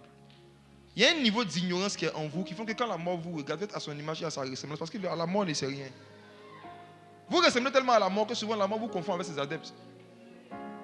Remplissez-vous de l'esprit de vie en mangeant la parole de Dieu. Si vous ne lisez pas la Bible, vous allez vous-même. C'est parce que vous ressemblez à des esprits de mort que les esprits de mort sont attirés par vous. Les morts ne savent rien. Toi, tu ne sais rien. On dit Habakkuk, tu ne sais pas où c'est situé. Si on a dit Naoum, on t'a tué. Si j'ai dit Sophonie, tu vas t'évanouir. Les morts ne savent rien. Dis avec moi, les morts ne savent rien. Donc c'est le savoir qui nous fait sortir de la vie, de la mort.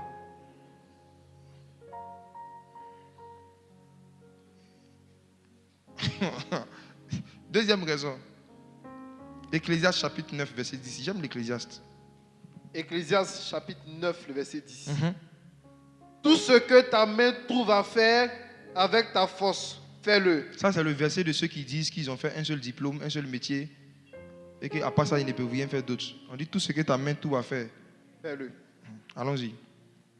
Car il n'y a ni œuvre, ni pensée, ni science, ni sagesse, dans le séjour des morts où tu vas. Pardon, cite-moi les 4 choses qu'il n'y a pas dans le séjour des morts. On va vérifier quelque chose. Ni œuvre.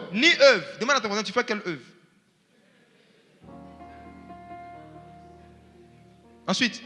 Ni pensée. Ni science. Ni sagesse. Où ça? Dans le séjour des morts. La présence de l'ignorance crée la même atmosphère que le séjour des morts. Quand tu ne médites pas, quand tu ne connais pas la parole, dans le monde spirituel, ton parfum, tu sens l'odeur du séjour des morts. Parce que quand tu ne connais pas la parole, tu ne pourras faire ni œuvre. Tu ne pourras pas donner des pensées ou encore des révélations. Tu ne vas pas aimer la science. Les gens qui ne lisent pas la Bible en général, ils ne s'intéressent pas beaucoup à la science, à la culture générale. Oui. Et puis quatrièmement, ni sagesse. C'est ça qu'on appelle le séjour des morts. C'est tout. C'est le séjour des morts qui est là. La vérité, est-ce que ça ne ressemble pas à la vie des certains chrétiens? Ni œuvre. Tu leur demandes, ils font quoi dans l'œuvre de Dieu? Et puis quand ils font rien, c'est eux qui critiquent beaucoup les pasteurs. C'est eux qui voient les défauts de tous les ministères, de tous les hommes de Dieu, parce qu'ils ne font ni œuvre.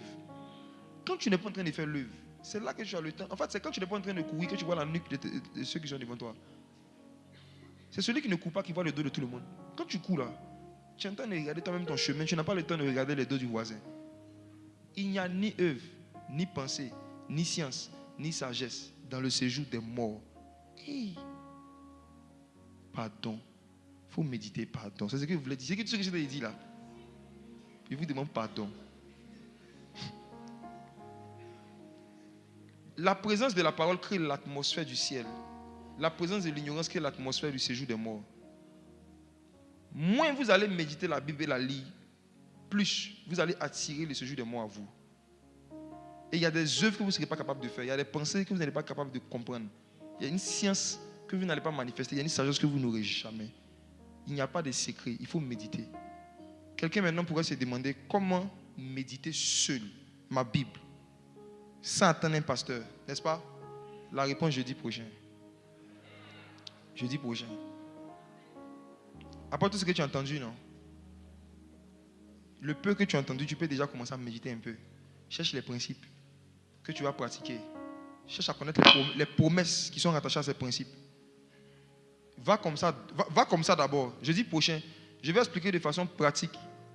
Quand tu prends ta Bible et que tu es seul, que tu veux commencer à méditer, tu commences où tu finis, ou comment structurer un message.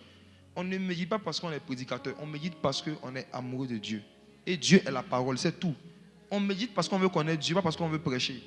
Et je vous assure, les prédicateurs les plus fructifieux, c'est ceux qui méditent pour connaître Jésus.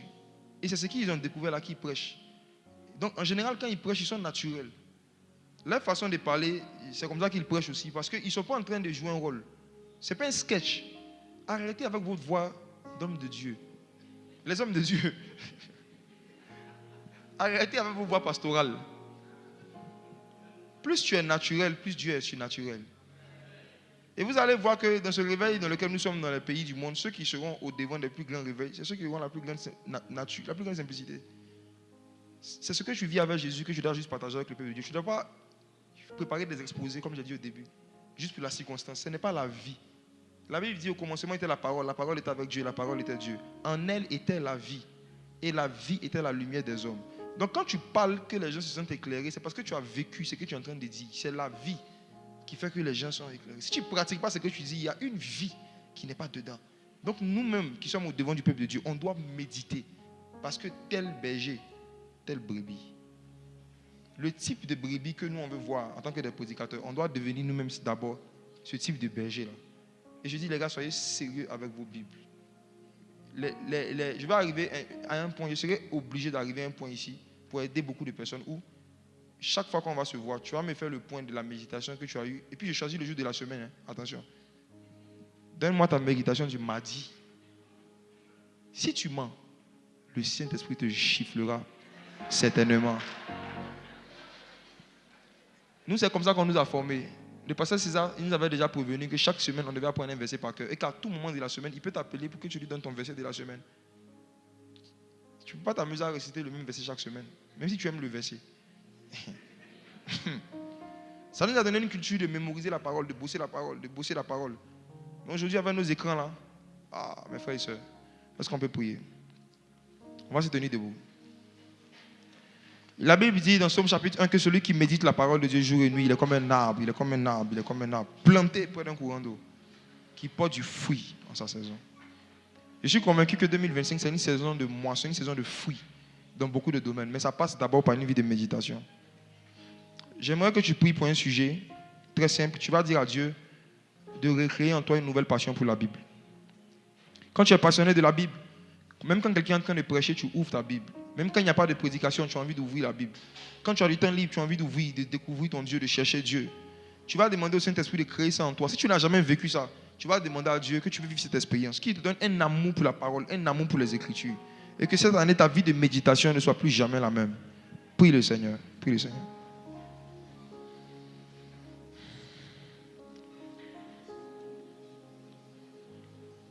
Père, merci pour ce soir, merci pour la parole.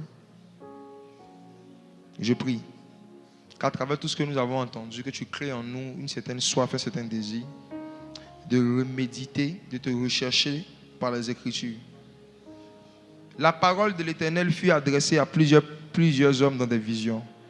Nous voulons ce genre de vision dans lesquelles la parole nous est adressée, dans lesquelles la parole nous est révélée, dans lesquelles la parole nous est expliquée. Exalte ta parole.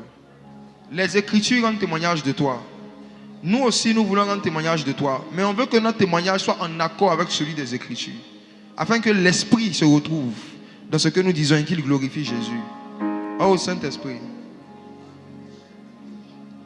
que l'amour de la parole, que la soif de la parole revienne davantage en nous. Apprends-nous tes principes. Fais-nous découvrir tes promesses. Apprends-nous à considérer tes punitions. Apprends-nous à prêter attention à la parole prophétique. Apprends-nous tes principes.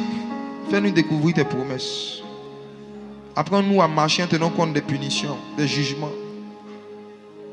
Apprends-nous à prêter attention à la parole prophétique.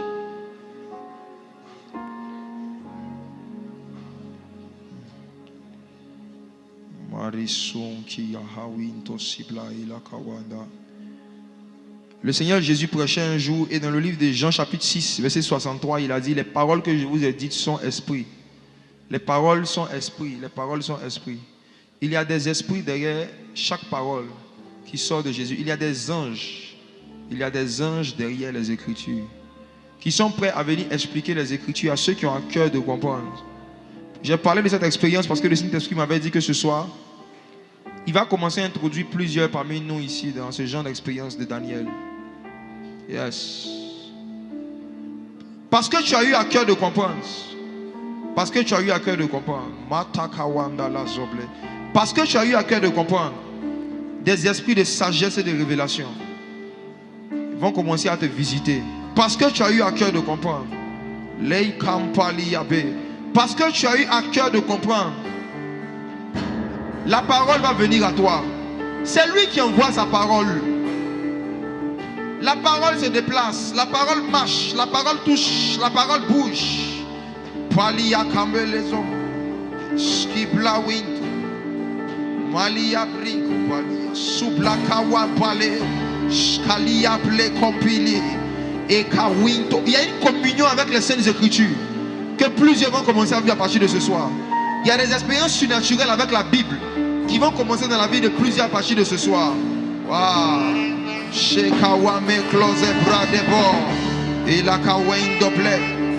Je peux sentir la présence de ces anges qui travaillent dans le domaine de la sagesse et de la révélation. Ceux qui expliquent aux hommes les pensées cachées de Dieu. Ceux qui inspirent aux hommes la science, la sagesse qu'il y a dans le séjour des vivants. Shakamanda Lakawe. Il avait dit à Daniel, je suis venu pour t'ouvrir l'intelligence. Je suis venu pour t'ouvrir l'intelligence. Je suis venu pour ouvrir ta compréhension. Les camins en paquet. Attendez. Il y a des personnes qui seront touchées au niveau de la tête. Dieu a positionné des anges pour vous ouvrir l'intelligence.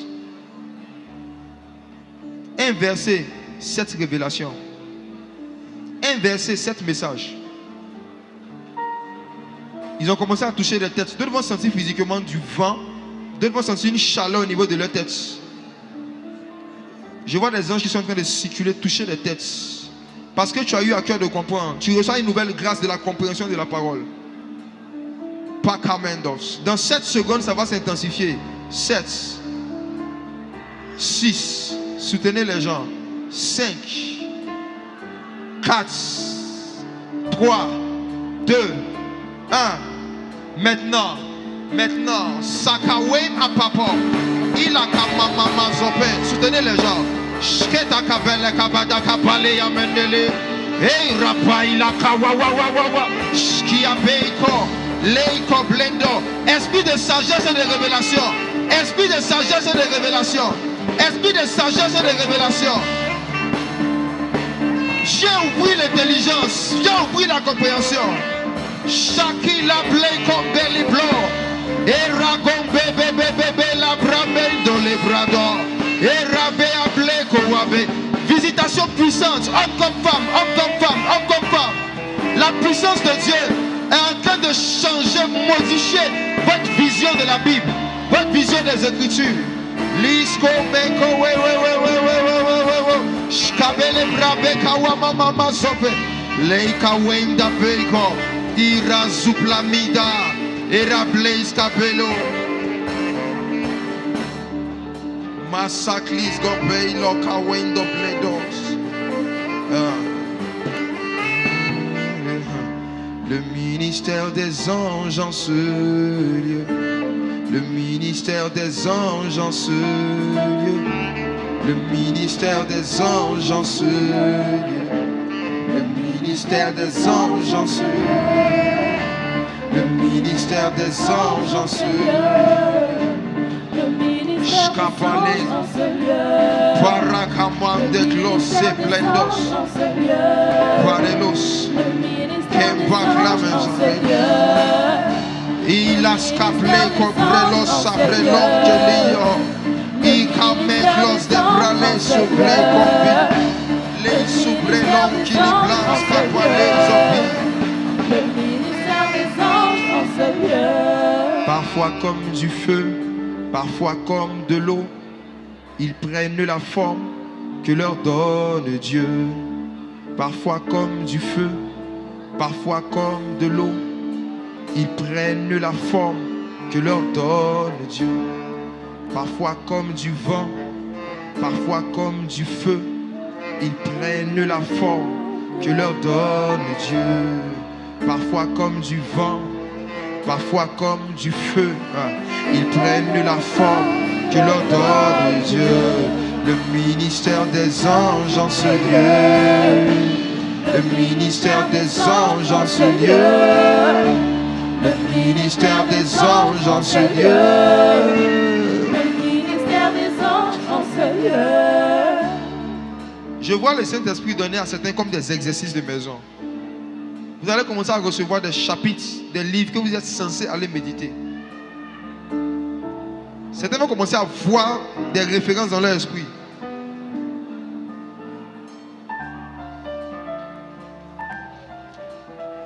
Maintenant, le nom des livres de la Bible commence à se faire entendre dans le monde des esprits. chacun va entendre et voir des noms de livres de la Bible différents. Et il aura la responsabilité d'aller chercher la parole dans ses écritures. La semaine sera merveilleuse. Il y a des visitations particulières qui attendent plusieurs. De la même manière que les captifs sont sortis de Babylone, quand Daniel a médité Jérémie et qu'il a jeûné, prié, il y a beaucoup de blocages, il y a beaucoup de bénédictions qui seront libérées cette année à cause de vos vies de méditation. Parce que vous allez commencer à méditer et à prier selon ce que vous avez médité. Des portes vont s'ouvrir dans le ciel. Waouh. Père, merci pour ta grâce. Merci pour cette saison de communion avec la parole que tu ouvres au milieu de nous. Que ton nom soit béni. C'est au nom de Jésus que j'ai prié. Amen, amen, amen, amen, amen, amen. Alléluia. Alléluia. Moi, je ne quitterai pas ce lieu sans t'avoir vu. Moïse t'a vu, Moïse t'a vu, Moïse t'a vu.